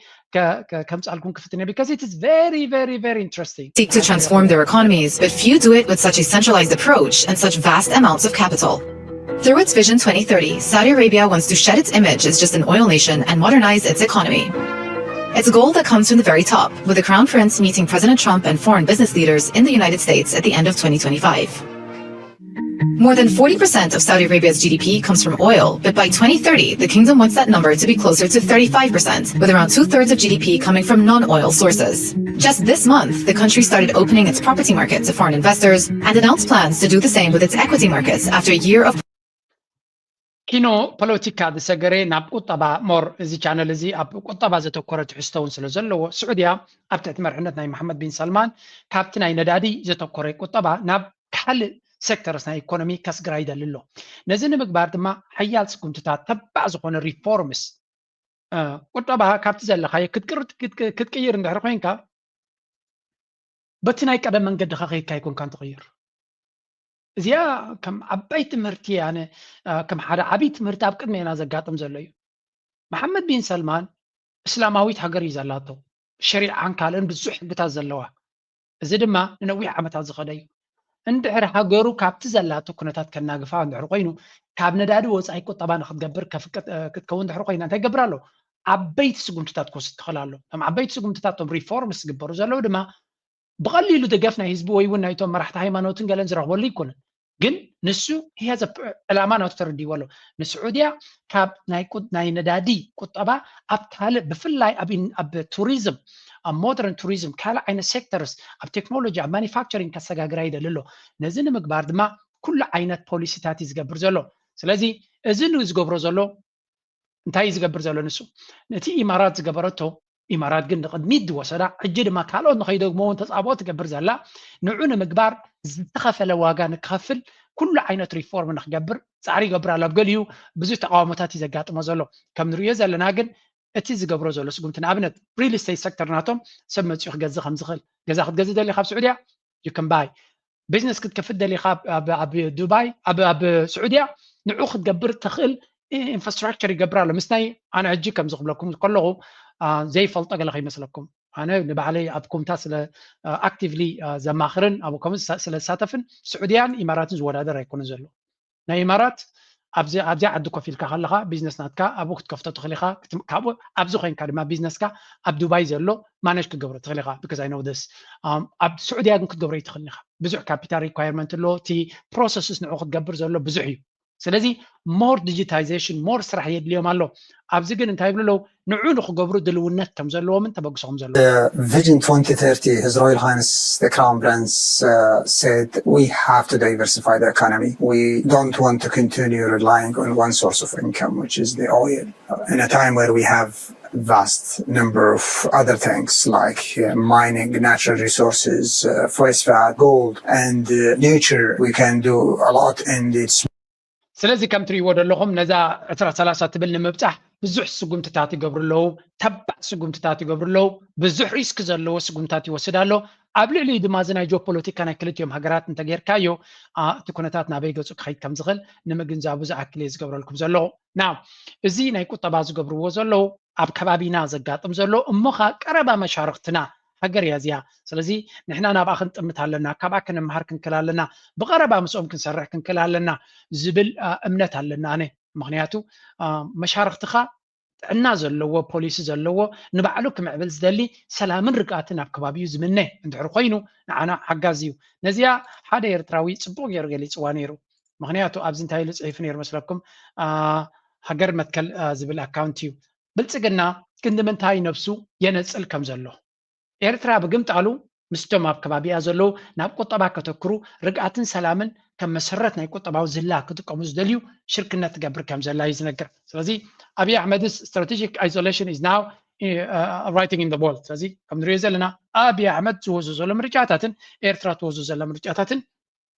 ነንበይኑ እዩ ዝኸውን ዘሎ ወላ እኳ ንሱ ድጋፍ ካብ ካልእ ይረክብ ከም ዘሎ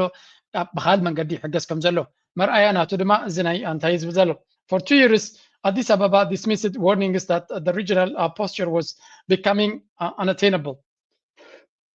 ንክልተ ዓመት ዝኣክል እቲ ዝኸዶ ዝነበረ መንገዲ ሕማቕ ምዃኑ ይንገር ነይሩ እዩ ግን ነፂግዎ ይኸይድ ነይሩ ናይ ዶናልድ ትራምፕ ደብዳቤ ናብ ግብፂ ዝተሰደደ ድማ ህያው ኣብነት እያ a country not about a mediation and so ሕጂ እንታይ ማለት ዶናልድ ትራምፕ ኣብ ጎኒ ግብፂ ኮይኑ ዝወስዶ ዘሎ ስጉምቲ ዝርኢ ዘሎ it represents a profound ስለዚ እዚ ዶናልድ ትራምፕ ምስ ግብፂ ክኸውን ምምራፁ ግብፂ ድማ ታሕቲ ወሪዱ ምስ ኤርትራ ምስ ሶማልያ ምስ ጅቡቲ ብቐረባ ምስ ሱዳን ክሰርሕ ምፅንሑ እንታይ ገይርዎ ኣሎ ንኣብይ ኣሕመድ ኮምፕሊትሊ አይዞሌትድ ከም ዝኸውን ገይርዎ ኣሎ እዩ ዝበሃል ዘሎ ኣብ መወዳእታ ግን ኣገይን እስራኤል ዝበሃል ፋክተር ክሳብ ዘሎ እቲ ብልፅግና ብውሽጣዊ ፀገም ዳ እምበር ብናይ ጂኦፖለቲካ ፀቕጢ ጥራይ ክወድቕ ዝኽእል ከም ዘይኮነ እንታይ ማለት እዩ እዚ ብልፅግና ኣብቲ ውሽጡ ዝካየድ ዘሎ ኩነታት ክፍንጅሮ ዝኽእል እምበር ናይ ደገ ግብፂ ይኹን ካልኦት ሓይልታት ተኣኪቦም ዝገብርዎ ውግእ ክሳብ ዘይከፈቱ ፀቕጢ ከምፅኣሉ ይክእል ምክንያቱ ሽፋን ዝህብዎ ሓይልታት እውን ስለ ዘለዎ እቶም ሽፋን ዝህብዎ ዘለዎ ድማ ከምዚ ካልኦት መሻርክቲ ጥራይ ኣይኮኑን ገዚኦሞ ዘለዉ እዮም ገዚኦም هم ዘሎ ድማ በዓል ፕሮፌሰር መሐመድ ሐሰን ብግልጽ እዮም ዛረብ እስራኤል ዓቢ ጽልዋ ኣብ ልዕሊ እዚ ሰብ እዚ ከም ዘለዎም ይነግር እዩ ስለዚ ተነጺሉሎ እቲ ጸቕጢ ሪል ዝኾነ ጸቕጢ የጋጥመሎ እቲ ዘጋጥሞ ዘሎ ኩነታት ድማ ብቐሊሉ ክርአ ዝኽእል ወይ እውን ኣቃሊልካ ክርአ ዝኽእል ከም ዘይኮነ እዩ ዝንገር ዘሎ ብዝኾነ እቲ ጉዳይ ምስ ግዜ እናማዕበለ ዝኸይድን እና ተነበበ ክኸይድ ዝኽእልን እዩ ሕጂ ናብ ከባቢና ናብ ክልተ ካልኦት ሃገራት ኣብ ሽግር ዘለዋ ዝበሃል ዘሎ ክንከይድ መጀመርያ ናብ ሱዳን for Human Rights, Volker Turk held a press conference in the eastern city of Port Sudan on Sunday, concluding a 4-day visit to the country where he mostly focused on displaced people from the city of Al Fashir and surrounding villages. Now, the commissioner went to El Dabba in the northern part of the country where people fleeing from Al Fashir and surrounding areas sought refuge. Tens of thousands of refugees and displaced people have been arriving. Raised alarm over sexual violence experienced by women in the country and the use of advanced weaponry in Sudan amid the ongoing civil war. كم تريوا زلهم ناي السودان كنتات بعالم درجة أزيد تحساسابن زحزنن كم زخونن قبل السيفيل أب السودان زقاتم زلو كنتات بيو إن درجة بزو يزربلو كم زلون أتو كنتات دما again جل منشتات كم زلو زلو جل منشتات ميت خاميت رجس أنيا خوينا قبلك ما يكلني إمارات عبد أعطي أقات إموا كم زلو بزو داينا السودان ولا ونفش أبتوشت إماراتي زبحال حنتي تنكف كيب الكوا صبغ يرا كيب سلكوا زحلف كار سيكبكم ازيناي امارات نغوس انتاي غاطي مول يبحال سبيكوليشن ميت خاميت استرغاغص ايكونن ابوشت امارات صقطا غاطي مو كم زلو مخنياتو امارات شوعت نكسنتاتيو حدا هاجر ترا يكونن ابودابي تزعبيه ابودابي كباب 70% نايت هاجر مريت زونن وي ولعليون كون غدي ابودابي ازي نغوس محمد بن زايد دما ناي ابودابي نغوس እቶም ካልኦት ነገሳት ናይ ዱባይ ሼክ መሐመድ ዝበሃላሎ ናይ ሻርጃ ዝበሃላሎ ካልኦት ኣሎ ራሰል ገለመለ ዝበሃሉ ኣለዉ ሸውዓተ እዮም እቶም ክልተ ቀዳማይ እቲ አቡዳቢ ትዛዓበ ካልኣይ ዱባይ ሳልሳይ ሻርጃ ይመስለኒ እቶም ካልኦት ንኣሽቱ እዮም እቶም ካልኦት ስቴትስ ከም ናይ አቡዳቢ ነዳድን ወርቅን ዘለዎም ኣይኮኑን ወርቂ እኳ የብሉን ግን ነዳዲ ዘለዎ ገለ ዘለዎ ኣይኮነን እቶም ካልኦት ስቴትስ ዱባይ ኢልካ ከምኡውን እቲ ሻርጅያ ዝብልዎ ዘለዉ እዚኣቶም ኣብ ቱሪዝም ዝምርኮስ እዩ ቁጠባናቶም ኣብ ቱሪዝምን ኣብ ካልእ ቢዝነስን ዝምርኮስ እዩ ስለዚ ሽም ናይቲ ናቶም ሽሞም ዝብለል ዘሎ ሽሞም ዝፅየቕ ዘሎ ወረቐቶም ናይቲ ሃገር ዝፅየቕ ዘሎ ንዓታቶም ዓብዪ ኣሉታዊ ስምብራት ክህልዎ ይኽእል እዩ ስለዚ ኣብ መወዳእታ ኣቡዳቢ ዝኸድዎ ዘሎ መንገዲ ንዓታቶም ሓደጋ ምዃኑ እዮም ዝነግሩ ዘለዉ ንዓና እዚ ናይ አቡዳቢ መራሒ ሓደጋ የምፃልና ኣሎ ዝብል ጸቕጢ ስለዚ ብሰንኪ ናይ አቡዳቢ ጥራይ ዝገብሮ ዘሎ ውሳነ ኣብ ሱዳን ዝግበር ዘሎ ኣብ የመን ዝግበር ዘሎ በዓል ዱባይ ዝገብርዎ ኣይኮኑ ዱባይ ኣብ ንግድን ቱሪዝምን እዩ ዝያደ ረብሓናቶም ነዳዲ የብሎም ስለዚ ሽሞም ናይ ንግዲ ናይ ምዕባለ ናይ ምፃኢ ናይ ቴክኖሎጂ ክኸውን ዳ እምበር ደም ናይ ሰብ ዝመፁ ንኻልእ ኣፍሪቃውያን ደሳቅዩ ንሊብያውያን ደሳቅዩ ንህዝቢ እስላም ንድኻታት ደሳቅዩ ዝብል ሽም ክህልዎም የብሉን እዚ ሕማቅ ሽም ነቲ ቱሪዝም ናቶም ይሃርሞ ስለ ዘሎ እዚ መሐመድ ቢን ዛይድ ዓብ ጸቕጢ ካብ ውሽጢ እውን ኣጋጢሞ ከም ዘሎ እዩ ዝንገር There was never a doubt about the UAE being under the firm control of Israelis for a very, very long time. The campaign against Muslims and Islam in the West was the original project of the Zionist rulers of the UAE. This was exposed by a group of European journalists called European Investigative Collaborations and Mediapart in 2023. This topic requires a separate እዚቲ አንተ በዝበልኩም እዩ ብሓፈሻ ኢማራት እትገብሮ ዘላ ተልእኾ ኣብ ልዕሊ ህዝቢ እስላምን ካልእ እንትገብሮ ምስ እስራኤል ብቐረባ ርክብ ዘለዎን ትተልእኾ ድማ ካብኦም ዝመፀ እዩ ዝብል ስነ መጎት ኢና ንሰምዕ ዘለና ብሓፈሻ እንታይ ከርእየኩም ደልየ ኣለኹ ናብዚ እቲ ኩነታት ኣብ ሶማልያ ክኸውን ከሎ ብካልእ መንገዲ ማኒፌስት ይኸውን ከም ዘሎ ንኣብነት ኢማራት ኣብ ሶማልያ ዘጋጠማ ስዕረት ንምሽፋን ወይ እውን እንታይ ክትገብር ጀሚራ ኣላ ንኢማራት ክንድምንታይ ብብልሽውና ዘጨማለቐታ ከም ዝኾነት እዚ ዝተፈላለየ መራሕቲ ናይ ሶማልያ ዝፈረሙሉ ነጥብታት ወይ እውን ከም ዝትሪእዎ ዘለኹም ጭብጢ ኤቪደንስ እናውፅእ ኣብ ሶሻል ሚድያ ነቲ መርሕነት ኣብ ሶማልያ ዘሎ ብህዝቢ ዝያዳ ተፀላዕነት ከም ዝህልዎ ዝያዳ እቲ ህዝቡ ክፍንፍኖን ሓደጋ ክወጥቆን ይገብር ከም ዘሎ እዮም ዝንገር እዚ ከዓ ነቲ መርሕነት ኣብ ሶማልያ ዘሎ እቲ ዝዓበየ ሓደጋ ክኾኖ ዝኽእል እዩ ኢማራት ትገብሮ ዘላ ፀወታ እዩ ዝበሃል ካልእ ክልተ ሰለስተ ኤቪደንስ ክበኩም እዩ by humanitarian troops. ከም ንሪኦ ዘለና ኣብ መንጎ ኢማራት ኣብ ሶማልያን ሱዳንን ዘለዎ ኩነታት ካብ ግዜ ናብ ግዜ እናሓየለ ይኸይድ ከም ዘለዎን ሰራዊት ሱዳን ድማ ሓያል ዝኾነ ውዳቤታትን ድልውነትን ይገብር ከም ዘሎ ነቲ ዳዕመ ሸሪዕ ሓንሳብን ሓዋሩን ክስዕሮ ከም ዝደሊ ዘሎ ድሮ ነታ ከተማ ኣልፋሸር ክመልሳውን ስጉምትታት ክወስድ ከም ዝኽእል ዝገልጽ ሓበሬታ ኣሎ ዝኾነ ናይ ኢማራትን ስዑድያን ምትፍናን ኣብ ዞባና ዓብ ፅልዋ ክህልዎ ከም ዝኽእልን ኤርትራ ድማ ኣካል ዋላ እኳ ኣብቲ ኩነታት ብቐጥታ ተሳተፍቲ ዘየላ ኣብዚ ኩነታት እዚ ብዙሕ ረብሓ ክትረክብ ትኽእል እያ ምክንያቱ ንድሕነታ ብዙሕ ፈተናታት ድመፃ ዝነበረት ሃገር እያ ናይዚኦም ዓረብ ኤርትራ ይኮነት እንትዝውሮ ዘላ ንሓትሕዶም ዝገብርዎ ኩነታት ግን ነቲ ዝነበረ ሓደጋ ኣብ ምቅላል ዓብዪ እጃም ክህልዎ ከም ዝኽእል እዩ ዝንገር ዘሎ ኢማራት ግን ዓብዪ ናይ ሽም ናይ ሬፑቴሽናል ዳሜጅ የጋጥማ ከም ዘሎ ናይ ጂኦፖለቲካዊ ስዕረት ናታ ድማ መግለፂ ተረኽቦን ሓንቲ ንዓይ ዝገረመትኒ እዚያስ ከረኣይዋ ነገር ይምኒ እዚ እዚ ትሪእዎ ዘለኹም ጀስት ዋን ሰከንድ እዚ ስዑድያ ሲ ኣብ 2024 ይብለኩም ኣሎ ስዑድያ ማለት እዩ ካብ ሶማሊያ ኤክስፖርትድ ላይፍስቶክ ወርት ከባቢ 1 ቢልዮን ዝትመን ገንዘብ እንስሳታት ካብ ሶማሊያ ናብ ስዑድያ ከም ዝሰደዱ just to think about this in contrast the UAE with a population of 10 million around 9 million of whom are expatriates more than 70% of these exports go to Saudi Arabia, a country with a population of over 36 million. Not to mention. So, in terms of the is this Saudi ዝበሃል ሃገር ዝጠልቦ እንስሳታት ካብ ሶማሊያ ዝብለኩም ዘለዎ ውግን ወረ ውግን ዘለዎ ሃገር ትበሃል ከባቢ 1 ቢልዮን ዝትመን በግዕ ስጋ ንስጋ ዝኾኑ እንስሳታት ማለት እዩ ስለዚ እንታይ ንኽብል የምፅልኩም ኣነ sometimes ንግዲ ክበሃል ከሎሲ ስማርት ነገራት ጥራይ ምግባር ወይ ቴክኖሎጂ ክህልወካ ጥራይ ኣይኮነን ጥሪትን እንስሳን ብምግባር ጥራይ ምስ ስዑድያ ፅቡቕ ዝምድና እንተለና ነገራትና ሕሱር ክኸውን ስለ ዝኽእል እቲ እንስሳታት ኦኬ ኣብዚ ሕጂ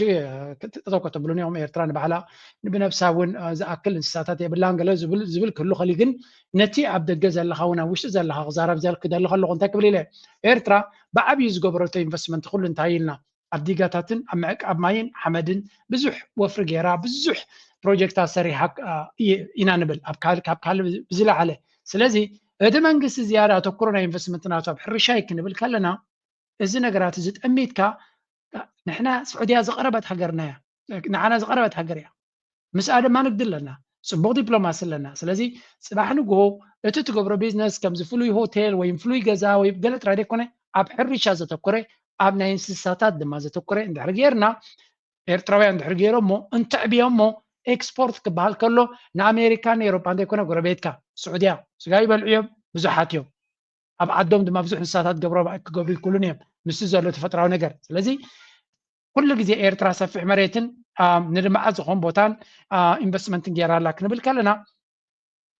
ናይ እንስሳታት ንግዲ እውን ከም ሓደ ዓብ ነገር ጌርና ክንሪኦ ንግረ መንገደይ ክተቕሶ ስለዘለኹ እየ ንቐፅል ናይ መወዳእታ ናብቲ ናይ ዞባና ክምለስ ከለና እዚ ናይ ኤሮጳ ዝበሎ ከዓ ንስማዕ የስከ extremely volatile. Sorry, there is this European Union law now. The current geopolitical juncture where there is some big players who are questioning the UN Charter and international law, those of us who hold these values and principles very dear need to cooperate and stay close together. Security cooperation featured prominently in the discussions, including shared concerns over stability in እንታይ ዝብል ዘሎ እዚ ኣብ ፍሉይ ልኡኽ ናይ ኤሮፓ ሕብረት ናብ ኢትዮጵያ መፅኡ ከሎ ገለገለ ሓይልታት ኣሜሪካ ማለት እዩ ልኡላውነትን ግዛታዊ ሓድነትን ደፊሮም ብሓይሊ ድሌቶም ክገብሩ ይሓስቡ ኣለዉ ንሕና ግን ነቲ ናይ ዓለም ሕጊ ልኡላውነትን ግዛታዊ ሓድነትን ክትግበረሉ ዝኽእል ናይ ዓለም ናይ ዩናይትድ ኔሽንስ ሕብረት ኣፍሪካ ክትግበረሉ ዝኽእል መንገዲ ንዑ ኢና ንደፊ ዝብሎም ዘሎ ስለዚ ኤሮፓ ክሊርሊ ዝርድኦም ድሕሪ ኮይኑ እንታይ ዝብሎ ዘሎ ናይ ዓለም ሕጊ ጥሒስኩም ኣፍ ደገ ባሕር ትደልይዎ ዘሎም ኣይንቐበሎን ኢና ኣይንድግፎን ኢና ዝብሎም ዘሎ ቻይና ብንጹር መልእኽቲ ከማ ኢላቶም ስለዚ እድንኮ ነዚ እንደራ ናቶም ዝድግፎ ዘሎ ሓይሊ ዩኤኢን እስራኤልን ጥራይ እዩ ካልእ ነገር ክህሉ ይክእልኒ ኮርስ ኣሜሪካ ድማ ብጥውይዋይ ኣሰራርሓ ናታ ማለት እዩ ስለዚ ከም ንሪኦ ዘለና ኤሮፓውያን ይነግርዎ ኣለዉ ምሳኹም ክንሰርሕ እንደሊና ወዲና ና ገለመለ ይብልዎ እዮም ግን ንዓለም ሕጊ ክትሕስ የብልካን ዝብል ዘረባ ንህብዎ ኣሎ እቲ ብልጽግና ከንታይ ይብል ኣሎ የሀገራት ደህንነት የሚረጋገጠው ባሳለፉት የሰው ኃይል ቁጥር ወይም በታንኮች ብዛት ብቻ አይደለም። ይልቁንም መረጃን ቀድሞ የማግኘት ስፔክትረሙን የመቆጣጠርና ጠላት እንዳይጠቀምበት የማድረግ የቴክኖሎጂ የበላይነትም ጭምር ነው። ሬዲዮ ግንኙነት፣ ራዳር፣ ሳተላይት፣ የቦታና አቅጣጫ ጠቋሚ ስርዓት ናቪጌሽን እና የተቀናጁ የእዝና ቁጥጥር ስርዓቶቻችን በሙሉ የሚሰሩት ሕያው ሆነው በዚህ የኤሌክትሮማግኔቲክ ስፔክትረም ውስጥ ነው። እንታይ ዝብል ዘሎ እዚ እጂ ኣብዚ ሕጂ ዘለናዮ መድረኽ ዓውደ ኩናት ብዝሒ ሰራዊት ወይ ቁፅሪ ወይ እውን ኣፅዋር ስለ ዘለካ ጥራይ ኮንካ ትዕወተሉ እንታይ ደኣ ኣብቲ ናይ ኤሌክትሮኒክ ወርፌር ዝበሃል ሓያል ክትከውን ክትክእል ኣለካ እዩ ዝብል ዘሎ ነዛ ዘረባ እዚኣ ይደጋግሞ እዮም ዘሎ ብብዝሒ ንምንታይ እዩ እቲ ዕላማ ናቶም ኣብ ቁፅሮም ኣሚኖም ዝጀሃሩ እሳቶም እዮም ስለዚ እዚ ዘረባ እዚ ግን ሓዲስዎም ድዩ ወይስ ከም ስልቲ ደረጃ ይጥቀምሉ ስለ ዘለውን ይሰርሕሉ ስለ ዘለውን ተደጋጋሚ ምንቲ ናይ ሓይሊ ኣየር ሓላፍናቶም እቲ ጀነራል መርደሳ ዝበሃል ከምኡ ክብል ናይቲ ፊልድ ማርሻል ዝበሃል ዘሎ ብርሃን ጁላ ከምኡ ክብል ከምኡንቲ ኣበባው ታደሰ ኩላቶም ብተደጋጋሚ ከምዚ ዓይነት ዘረባ ፓብሊክ ክዛረቡ ሰሚዐዮም ኣለኹ ንመን እዮም ከፈራርሁ ዝፍትኑ ዘለው እንታይ እቲ ዕላማ እዚ ኤሌክትሮኒክ ወርፌር ተገለዶ ዘለኩም መጀመርያ ንፋኖ ክስዕሩ ምጠቐመኩም ነይሩ ግን እቲ ሓሳብ ዝብልዎ ዘሎ ሕማቅ ሓሳብ ኣይኮነን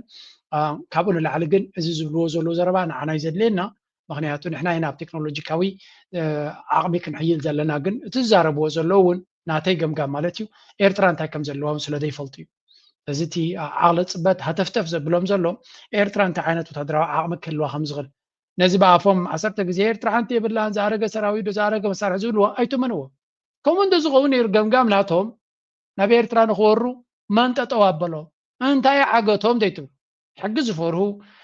ሕጊ ኣኽብሮት ዘለዎም ንዓለም ዘለኸ ገለ ስክፍታት ዘለዎም ከም ዘይኮኑም እርግፀኛታት ኢና ስለዚ ኤርትራ እንታይ ከም ዘለዋ ስለ ዘይፈልጡ ናይ ኤርትራ ነገር መደምደምታ ክበፅሕዎ ስለ ዘይከኣሉ እቲ ጉዳይ ዓጀውጀው ዘብሎም ዘሎ ካሊእ እዩ ድሓርካ ናቶም ዓቕሚ ካይርኢ ኣለዉ ናቶም ዓቕሚ ድማ እንታይ ይገብሮም ኣሎ ንፋኖ ከም ዘይሰግሩ ነጊርዎም ኣሎ ኩሉ ዝከኣሎም ድሮናቶም ባይ ዘ ወይ ለንቀነ ድሮን ናቶም እንታይ ገይራ ኢሎም እዚ ኩሉ ናይ ኤሌክትሮኒክ ዋርፌር ሲስተም ዶ ጅን ዕፍሪት ዶ ክዛረብ ይፀንሑ ሽዑ ድሮን ናቱ ናትና ድሮናት ኣይጋገያንን ገለ መለ ዝብሉ ዝነበሩ እንታይ ኢሉ ፅሒፉ ነይሩ ሓደ ኣካውንት ማለት እዩ ኢትዮጵያ ኣትሊስት 30 ብውሕዱ 36 ሰባት ተቐቲሎም ኣለዉ ብምንታይ ብሓንቲ ድሮን ብጌጋ ናይ ምልሻ ካምፕ ናይ ኢትዮጵያ ኣብ ኣምሓራ ዞባ ኣምሓራ ኣብ ክልል ኣምሓራ ከም ዝሃረመትን according to the local officials health workers resident suspect እዚ ንቢቢሲ ከም ዝሓበር ወይ ዝነግር ዘሎ the attack took place in ሳሕላ ሰየምቲ ዝበሃል district of the حمراء ዝበሃል nationality administration where militia members were reportedly gathered for a meeting and breakfast district authorities said at least 16 were injured and ስለዚ ድሮን ናቶም ሲ ንመን ከም ዝሃርምውን ዘይፈልጥ ምዃኑ ዝሕዝን ከም ንሪኦ ዘለና local officials said that the camp located near area known as Safa Bridge outside the district capital again እቲ ፀብፃብ ድሮን ናቶም ብጌጋ ሰብ ከም ዝቐተለትን ምልሻ ናቶም ከም ዝቐተለትን እዩ ዝነግር ዘሎ እዚኻ እንታይ እዩ ኤሌክትሮን ወርፌር ሲስተም ቴክኖሎጂ ዘይጋገ ጅን ዕፍሪት ዝበሃል ዘረባ ኣብ ኩንነት ክመፅእ ከሎ ኩሉ ግዜ እዩ ሓደጋ ደምፃ ኣሎ ናይ ፋኖ ሓድነት ለንቀነ ከጉርዖም ቀኒ እዩ ፋኖ ዝገበሮ ሓድነት ዝፈጠሮ ሓድነት ሓደ ዓብይ ኣዛረባ ርእሲ ኮይኑሉ ኣብ ዘሎ ካብኡ ዝፍለይ ኣርእስታት ድማ ክመፅእ ጀሚሩ ኣሎ እዚ ንዓታቶም መርድእ ኣብ ርእሲ መርድእ ዝውሰኸሎም ዘሎ ሓደ if I can find it ኣብዚ ሓደ እንታይ ኢሉ ፅሒፉ ነይሩ መስለኩም ናይ ፋኖ ሓድነት ንኢትዮጵያ ኣዝዩ ኣገዳሲ ምዃኑ እዚ ናይ ፋኖ ሓድነት ንታሪክ ናይ ህዝቢ ኣምሓራ ንጉዕዞ ናይ ኣምሓራ ነዚ ቃልሲ ህዝቢ ኣምሓራ ዓብይ ለውጢ ከምፃሉ ከም ዝኽእል እዮም ዝነግሩ ዘለዉ ገለገለ ኣክቲቪስትስ ናቶም ዝገብርዎ ዘሎ ቪድዮታት ዲፐር ትርጉም ዘለዎ እዩ ከም ትሪእዎ ዘለኹም እቲ ህዝቢ ኣምሓራ ዝገጥሞ ዘሎ እቲ ዓመፃዊ ዘጋጥም ዘሎ ክንምንታይ ከቢድ ከም ዝኾነ በቲ ናይ ብልፅግና እሱ ድማ ንህዝቢ ኣምሓራ ብምንታይ ኣስረኹም ዘሎ ጥሜት ውግእ ዲስፕሌስመንት ስደት ምፍንቃል ማለት እዩ ከምኡ ድማ ጀኖሳይድ በዘን 4 ነጥብታት ገይሩ ነቲ ኣምሓራ ዝበሃል ክልል ኣምሓራን ህዝቢ ኣምሓራን ከመይ ገይሩ ይጭፍጭፎ ከም ዘሎ እዮም ዝነግሩ ዘለው ስለዚ እዚ ዓብ ትርጉም ዘለዎ እዩ ብልጽግና ንህዝቢ ኣምሓራ ንምድኻም ዝኽተሎ ዘሎ ኩነታት ቀሊል ከም ዘይኮነን ዓብ ብድሆ ዓብ ኩነታት ዓብ ተጻብኦ ገጢሞም ከም ዘሎን ኣንጻር ኩሉ ብድሆታት ገጢሞም ይቕጽሉ ከም ዘለውን ይዕወቱ ከም ዘለውን እዮም ዝነግሩ ዘለው ስለዚ ህዝቢ ኣምሓራ እቲ ናቱ ጸቕጢ እቲ ናቱ ካምፔይን እቲ ናቱ ምንቅስቓሳት ብዝለዓለ ደረጃ ኣብዚ ዓብየ ደረጃ ይንቀሳቐስ ከም ዘሎን ነፍሲ ከድሕን ካብቲ ወሪቕዎ ዘሎ ኩነታት ንኽድሕን ዝገብሮ ዘሎ ጉዕዞ እዩ ብኤኣይን ብገለን ዝተሰርሐ እንድዩ ግን ብሓፈሻ ህዝቢ ኣምሓራ ዝኸዶ ዘሎ ፋኖ ዝኸዶ ዘሎ ብብዙሕ ነገር ክትርጉሞ ትኽእል ኢኻ እቲ ብልጽግና ነቲ ፋኖ ንምድኻም ዝኸዶ ዘሎን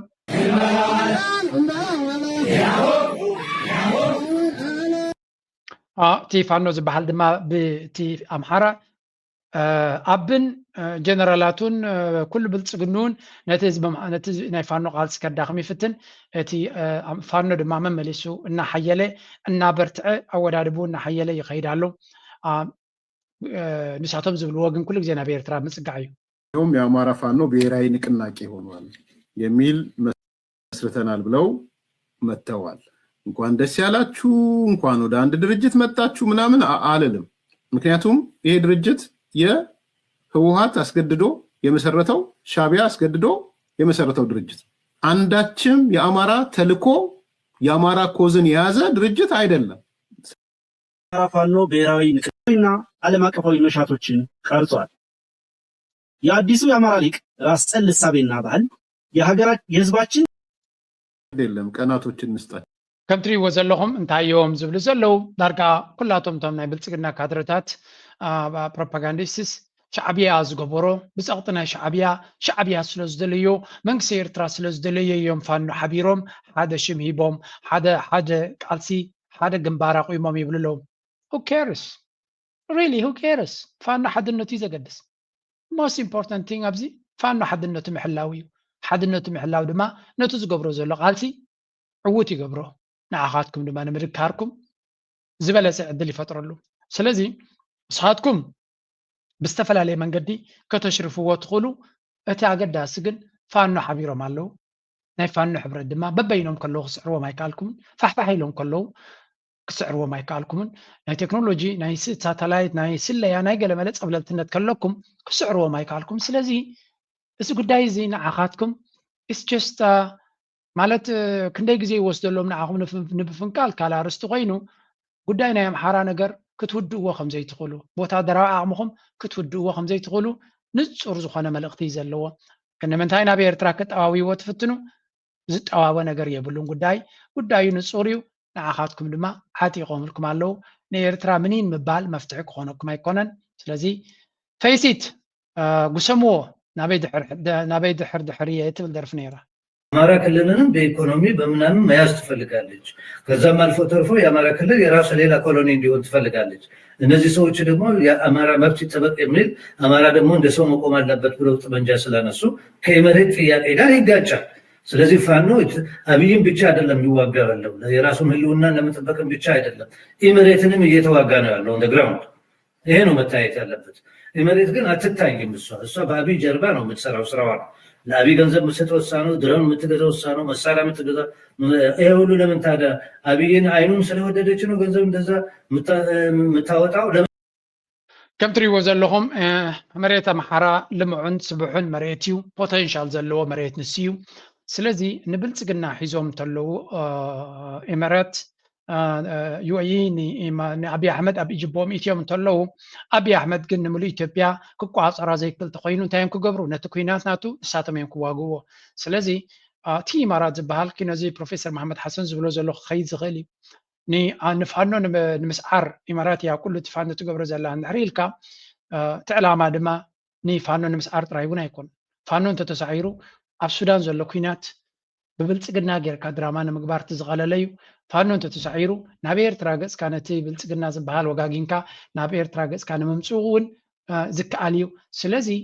ናይ ፋኖ ምስዓር ነቲ ኢማራት ዝበሃል ኣዝዩ ኣገዳሲ ስትራቴጂ እዩ ኣዝዩ ኣገዳሲ ዕላማ እዩ ስለዚ ኢትዮጵያ ኣብ ትሕቲ ብልጽግና ኣላ ኣብይ ኣሕመድ ድማ ኣብ ጅቦኦም እንተሎ ኮይኑ እንታይ እዮም ዝደልዩ ብልጽግና ዝቋፀሮ ኢትዮጵያ ንኹላ ኢትዮጵያ ክቋፀራ ድሌት ዝገብራ ክትከውን እዮም ዝደልዩ ዘለዉ እዚ ድማ ብብዙሕ መንገዲ ረብሓ ዘለዎ ንዓታቶም ዲፕሎማቲካሊ እንድሕር ኢልካ ሕብረት ኣፍሪቃ ኣብኡ እዩ ዘሎ ነቲ ሕብረት ኣፍሪቃ ገዚኦም እዮም ዘለዉ ሕጂ እውን ኣብዚ ባጀት ናይዚ ዓመት እዚ ብዙሕ ኣበርክቶ ክገብርሉ ምዃኖም ምሱ ምስቲ ሚኒስትሪ ጉዳያት ወፃኢ ናቶም ወሽለኽለኽ ክብሉ ቀኒዮም ሓደ ካልኣይ ነቲ ንብልጽግና ድማ ንኣቢ ድማ ገዚኦም ኣለዉ ስለዚ እቲ ሃገር ሕብረት ኣለዋ ንምምዝማዛ ከምኡ እውን ካልእ ኣጀንዳታት ናታ ንኢትዮጵያ ከም ፈረስ ተጠቂምካ ብዝሕሰብ ዘለዎ እዩ ነዚ ተጠቂምካ ናብ ሱዳን ትገብሮ ዕንደራ ናብ ኤርትራ ትገብሮ ዕንደራ ናብ ሶማል ትገብሮ ዕንደራ ናብ ደቡብ ሱዳን ትገብሮ ኩሉ ክቐለሎም ይኽእል እዩ ስለዚ ንብልጽግናን ኣቢን ኣቢ ክወጥቀሎም ኣይደልዩ ብልጽግና ክወጥቀኦም ኣይደልዩን እዮም ስለዚ እዚ ነዚ ነገራት እዚ እውን ኣስተውዒልካ ምርኣይ ኣገዳሲ ኮይኑ ይስምዓኒ ኣብ ኩነታት ድማ ፋኖ ምስ ኤርትራ ብቐረባ ክሰርሕ ናይ ግዜ ሕቶ ኮይኑ ይስምዓኒ ካልእ ኣብዚ እውን ክንሰምዕ ኣብዚ እውን ረኣዩ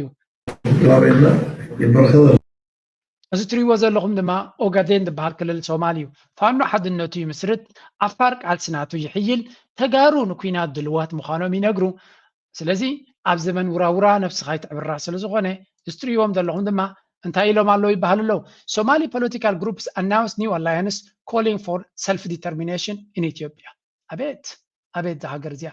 ሃገርና ትፈርስ ዘላ ሻዕብያ ይደፍርሳ ዘሎ እዮም ዝብሉ ኖ ሃገርኩም ባዕላ እያ ትፈርስ ዘላ ሻዕብያ ዘተሓዝ የብላን ስለዚ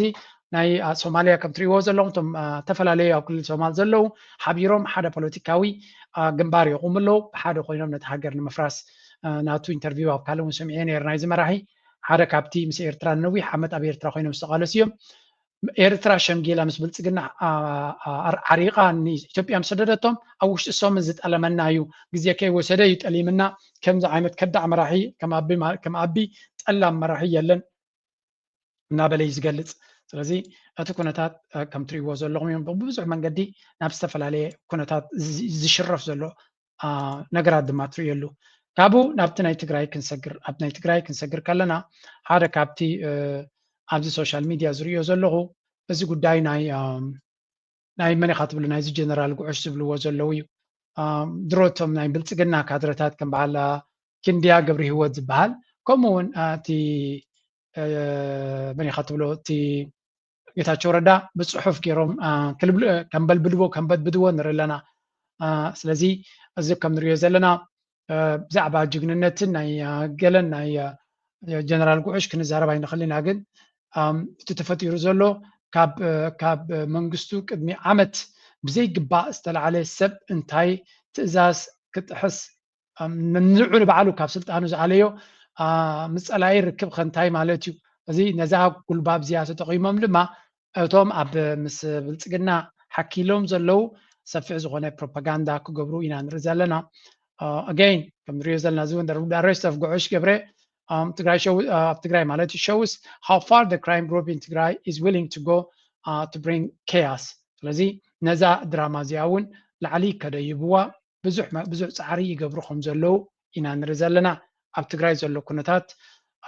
again ብብዙሕ መንገዲ ናብ ዝተፈላለዩ ክተሽርፎ ትኽእል ነገራት ኣለዎ ቮላቲሊቲ ዘሎ ቅልውላው ድማ ካብ ግዜ ናብ ግዜ እናላዕለ ዝኸይድ ዘሎ እዩ መወዳእቱ ድማ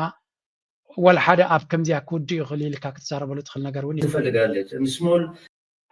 ካብዚ ጉዳይ እዚ ሕልፍ ኢልና ድማ ናብ እንታይ ክንሰግር ኢና መሲልኩም ናብ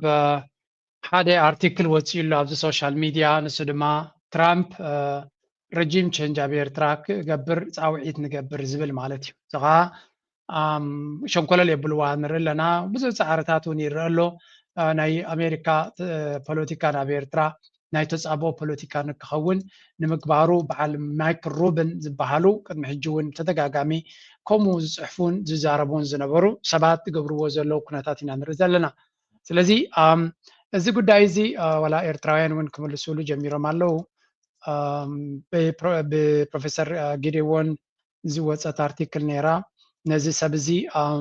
ኣቓልቦ ክወሃቦ ከም ዘይብሉ እዚ ሮበን ዝበሃል ንዶናልድ ትራምፕ ዝተቆፃፀረ ኣካል ኮይኑ ነቲ ፖለቲካ ከም ናቱ ኣጀንዳ ገይሩ ኣብ ልዕሊ ኤርትራ ሕማቅ ፖለቲካ ንክገብር ክፍቀደሉ የብሉን ዝብል ፅሑፍ ዘለዋ ፅብቕቲ ኣርቲክል ኣብ ሬድቲ ቤኮን ኣላትኩም ከይትኩም ረእይዋ ስለዚ أنصار إيرترا زجبر زلونتي زلو مدرخ أنصار إيرترا ويبنايز نمقبارو بعد مايكل روبن بتدقاقامي زعروا زلويو تلزي ناون كم إيرتراويان أبي إيرترا أب عيننا دونالد ترامب بألوتا كناتو ويون بحماق كناتو ندللنا that's why تعرينا أمريكا زي سيد أنا وجنداناتا نبي إيرترا قص أكتم الصوت دليل زلو إيرتراوي لن كقبرو يقولون دو أي كلون ده يكون تحطه إزي سيد أنا وي بلانات ناتهم نبي إيرترا نخيكون تعريه لنا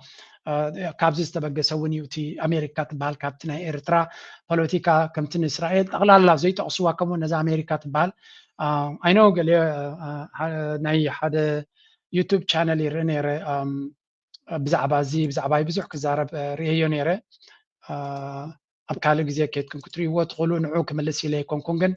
بزعبا أمريكا كنزارب كلنا صغير كمزي زركبو دزاربو أمريكانا جورج درارسي ممكن كيها بزعبا أنا بوليتيكا أنا نزاركم زلنا أي تفانان سلازي كم حاس هادم بن عبد الله ملون ناب غازيتنيا هات غسكا مخار زي كون ناب زلم لملكا أي تزارب بقطع زربها أي تزارب تتبلا كمان محاشتك بقطع مخونت جين تايو تي أبرها قبريو كالوت بزحاتهم بزعبازي أفهم زحبهم كزاربي سمع مالغو بزعب أمريكا انتاي مرقز خمسة لني نعوكم اللي سولي دلني أمريكا قبل الإيرترا انتاي جيرا ليتم معالتن إكسبوز مقبار سرحيو أمريكا أجندنا أمريكا قبل الإيرترا انتاي نيرو حجوهم بمنقدم انتاي كتقبرت فتنا الله بزح تزاري بيس لزي إيرترا بريزنت سياز زعبا أمريكا كزارب يبلون قبل كلغو أمريكا قبل الإيرترا تقبرو سلدي يفلت أيكمكم كمهرة نزغل سابوني يلن سويلكم زي أفكم زي زهابكم مقتتارس علىهو ها فيديو تيا كونتكست ناتا كالي نيرو إيرترا مس أمريكا دبلوماسيك جمرك تدل كم زلا بريزنت سياز تزاري بنيرو جبزو فيديو نوع جزية تا فيديو ناي 10 سكند قريت أم وشيدهم ساعات ملو بزعبوي زارباني قرمني أنا دزارب زنبركو أبتا فيديو تيا إيرترا مس أمريكا إنجيج كتقبر تدللا صمدو خد قبر تدللا ولا لنا أجي نعو سيمبل ملسناتي ويون حتناتي انتايو هو حات انتاي غيرنا عنا إذا هو حات لو مسؤم دايلنا مسون سرع زلنا انتاي قبرنا نيرو سلام انتاي بزعبو زنبرة تاريخ كل قديفنا بصبغ تبغ سمسم سرح لنا مغنياتو نسب نقدميت نتمثل زلنا أبد عريض زقات ما تكون نقدميت نتمثل زلنا أمريكا دماكم ما عاد ما غيرتنا قلنا نقدميت نتمثل لنا هج نقدميت نتمثل لنا دما أنا زبل زلقو ولا un بريزنت سياس زربانا تبزع أمريكا إيرتراز قبرتي كونت تزاريب that's why دما أمريكا تبالب conversation تدي تأتي مرز بالكوانه أمريكا بما غيرا أبزوريا عالم تقبر زلاي تنتينو كم حدا تنتانا ناي جيوبوليتيكا تنتينو بر إيرترا تقبر زلا وحدي تزاريبو زنتاي مالتيو أمريكا the role of أمريكا as a super power حجز اللي واكونتات يخجلت فتين سلازي إيرترا دمامس أمريكا تصوم تاخد قبر سنة فتن زلا توم سلا إيرترا مرحنا إيرترا ألوت أمتن ألوت هوي أجندان اللوان صار أمريكا سلازم إيرترا بس أمريكا ختصر بلان زبلو خالو نسونا بتين تروي تقيسوي نتيجة إيرترا خبر زدلس أمدو كعنقص زدليو دروس روحهم جميرة مالو إلو سلازي بزعب أمريكا من خات زارب قال تبلو ريتهم من يعني سرح كايتي أجندا مفتار ما بأجندا مزراب مبرانا أمريكا وإيرترا انتاي كم زجبرتن انتاي مخانة الخونات بزعب أيه باري كندنا تيد زارب يلم زعبازي كالا أرسطو لكم كالا أرسطو قبرو أنا تنسب أبشون كل لا يتقطوه أبحادة كنتات كلا خاسي صغير كباكاتس أنا كا نزيل لنجر اللي أمونجو أكتيفيستس كتفتر أمونجو نازلو أنا زنيني أبرها قبري يجدنقا يكندي نجر تحسونات رياكتي قبري أنا زبل كو جيجا خمسة يكون ويون الأمان من تاي مخنافة لتجد أجندة خفترهم في التنام قل it bothers me قرمي زبلني بزخانة كملوا سلمة دباينا برن نقرأ من قدي سلازم تعرف سترايا تي حر جزء زرك بدو زاربو ده حركة ناي 10 سكند فيديو هذا ساعات رياكت قبل الله خلاص قرمي زبلنا هذا فيديو أنا تزارب كلها كابتا كلها تزارب كلها حنت دقيقة يتخوني هذا نحن دقيقة فيديو تخالو كله بزعبا سودان سزربدو بزعبا خالص سزربدو بزعبا تزارب خلق نعقري فيك بزعبا أمريكا ساعة تزارب بزعبا أمريكا أنا محل تبي زارب زلوا لذي النتيجة جزئيه ومبلعه كويني سمعني بزغنة I know نزاح حجز بلازر لهم رياكت قبل لا يمتى ملاليسهم سراح سلزغنة I get it you do what you want دس بلكم قبرو ንዓኻትኩም ጠጠው ንኸብል ኢለ ኣብዚ ጠጠው ዝብለሉ ምክንያት የብለይን ኣነ ሰብ ድሌቱ ክገብር መሰልዩ ኣነ ከዓ መሰል ስለ ዘለኒ ነቲ ድሌታቶም ዝገብርዎ ንዓይ ዝትንክፍቲ ኮይኑ መልሲ ይህብ ኣብ መቐለ ኢና ነኢና መንገዲ ናብ ዓዲግራት ዛላንበሳ ጀሚርና ኣለና ከምቲ ኩልኩም ተስታውስዎ ቅድሚ ዝተወሰኑ ሰሙናት ክልተ ኣብ ኤርትራ ተወሊዶም ዝዓበዩ ዮናስና ዓወት ኣብ ናይ ሚድያ ቀሪቦም ተወሊድና ናብ ዝዓበናላ ዓዲ ምለሱና ኢሎም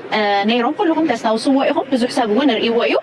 እዚ ፀውዒቶም ድማ ምላሽ ረኺቡ ኣሎ ስለዚ ሎም መዓልቲ ምስ ዓወትን ምስ ዮናስን ኮይና ጉዕዞ ናብ ዛላንበሳ ጀሚርና ኣለና ሰብስክራይብ ዘይገበርኩም ሰብስክራይብ ግበሩ እዞም ቆልዑ ናብ ቦትኦም ክምለሱ ብዙሕ ነገር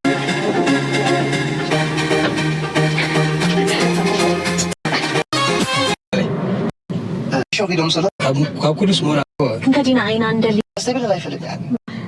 سلام دقيقة قال لك ولا سقط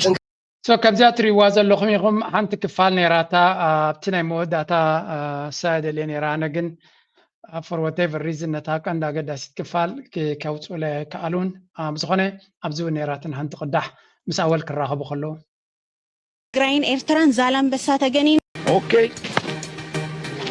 كمان لهم بعد عن مزاهم نايل قدم نايل برافو نايل خمين لخي بعد عن مزاخي سلام دي كله كمان مزاهم ما قد خمين يرو ولكم عندهم حبيبي بعد عن مزاهم هذا انا والله انا احس والله ده عندي نايل هو نص غاب ابو نسيتي غد كده امان دي كله كمان مزاهم دامو سؤالهم في ماكينه دامو نايل نايل عم بصر فاتي تبغى صراحة عندي خسارة خيط حبي سندي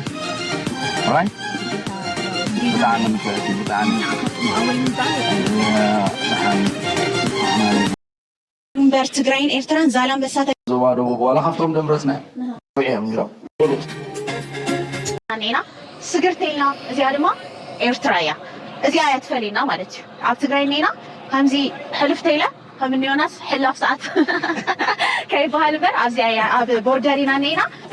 يلا اوكي مچم تا كلها ولا دراماتيك يا تا فيديو تدوبات كتريو خلها وني غرمكايو تجمد ابي يالو تزبغن غزاوت ውስጥ ተላጋገበ ይመስል ዶብና ኤርትራ በኢትዮጵያ ሪዮ ስለዚህ ይፈልጥ ገሪ ምን ሎና አይ ኦሬዲ አሜሪካ ዮ صبو شعو ብዙሕ ሰብ ነይሩ ሪዎ ብዙሕ ሰብ ኣነ ዘይፈልጦም ሰባት ከማ ካብ ዝተፈላለዩ ሃገራት ደው ኢሎም ነይሮም እና ያው ብዙሕ ሰብ ሓዚኑሎም እዮም ካብኡ ድማ ሶሎ ተኸታተል ኢሎም ሰኣናዮ ማለት ሲ ናይኹም ወላ ሒዝናዮም እናመፃናን ዞባ ደቡብ ወላ ካብቶም ደምረፅና ከይደ ኢሎም ዶብ ምስ ቦጮ ክምለስ እየ ዝበሉ ነይሮም ብቁፅሪ ተታሒዙ ዘሎ ከዓ ተዋህበ ናብቲ ከዓ ክወድለካ ስለዘይክእል ዘይትደሊ ምስቲ ናይ ፀጥታ ስራሕ نعم حبريتات مالت حجن عندها ناتي تعبيت ناتي كستايك كله يلهم نايتز بسلام غير زرق مالت سلازي اليوم من اسياف ممهاريا alright لغنا زيوتي الساتهم ممهاريهم نايتا حنت زوريا دخلت شعو تمثال ساي زوريا مرجع تغيروا مالتي سلازي بقولوا كله ترقم يقولوا تاجر كاد الله في تكاي مالت زي فرسيو حجي زي غداي تا فيديو ابتا بوتا كيتكم ابز نايل ميديا كيتكم رايوا ابزت عستي زلوا انا كابت كل ملختي دس بلني مملاس نيرترا خمس من قدي تدوبون مستقل سنسيتيفيتي ناي تدوبو مملاس كفصم خالو سناي نغريو اي هوب تيوم ابي ايرتراويان تشجيرنا لنا زبلو زلوا ابتي معسكرات ناي اثيوبياون اتعدلتي بقد تملسوا قبل إليكم كون أتعدل تتقيمكم نعدكم نايت كتملسوا له تدخلوا عدلات تغفيت له سلازي كمزة عينت مالت بزح صراحة دي زحاتت كمزي جن إيرتراويان نجرزوا نعدونكم اللسوا له زخلوا أفدق يخفت مهلاو تسفازه بكونتاتيو مستخلوا أبكباب أقول بهجرات كبر زلوا حماء نجرات إيرتراون عدوكم اللس مزدلي إذا أفدق بزمن قدي حدا بروسس استغيرو بخمس من قد إيرتراويان أبسدت بباب مريج عندي زغيت سب نعديكم اللاسي أبز بلولو جن تم الرجعتي كله مخالو زي أول من أبكالي بروس ناتو إزارة بلو خواني نسو كرجاجات عند هرخيلو سناي نجار كبلي دلانة ناي مود داتا دس بلتني تحسو زي أناي بنستر حبريت هذا وسطيا ደስ ዝበለትኒ ምክንያት ድማ ከምዚ ዓይነት ናይ ኣፍልጦ ናይ ክብሪ ነገር መሃብነቶም ደገ ዘለዉ ካብቶም ኣብ ውሽጢ ዓዲ ዘለዉ ስለዚ ዓብዪ ዘይኮነስ ተስፋ ይዝህብ ንሃገሮም ክሰለፉላ ንሃገሮም ክጓየዩላ መንግስቲ ኤርትራ ድማ ከምዚ ናይ ሬኮግኒሽን ሰርቲፊኬት ክብ ከሎ ደስ ይሉኒ ነዛ ሓፍቲ ነዛ ጓልና ድማ ይግባኣ እዩ ስለዚ ተስፋ እውን ክትገብር ትኽእል ኢለ ደስ ይሉኒ ፅቡቕ ጌስቸር ፅቡቕ ተበግሶ ብምባል ኣድናቆተይ ይገልፅ ናይ ሎም ማሕበረሰብ ዝጉዳይ ላይክ ግበሩ ሼር ግበሩ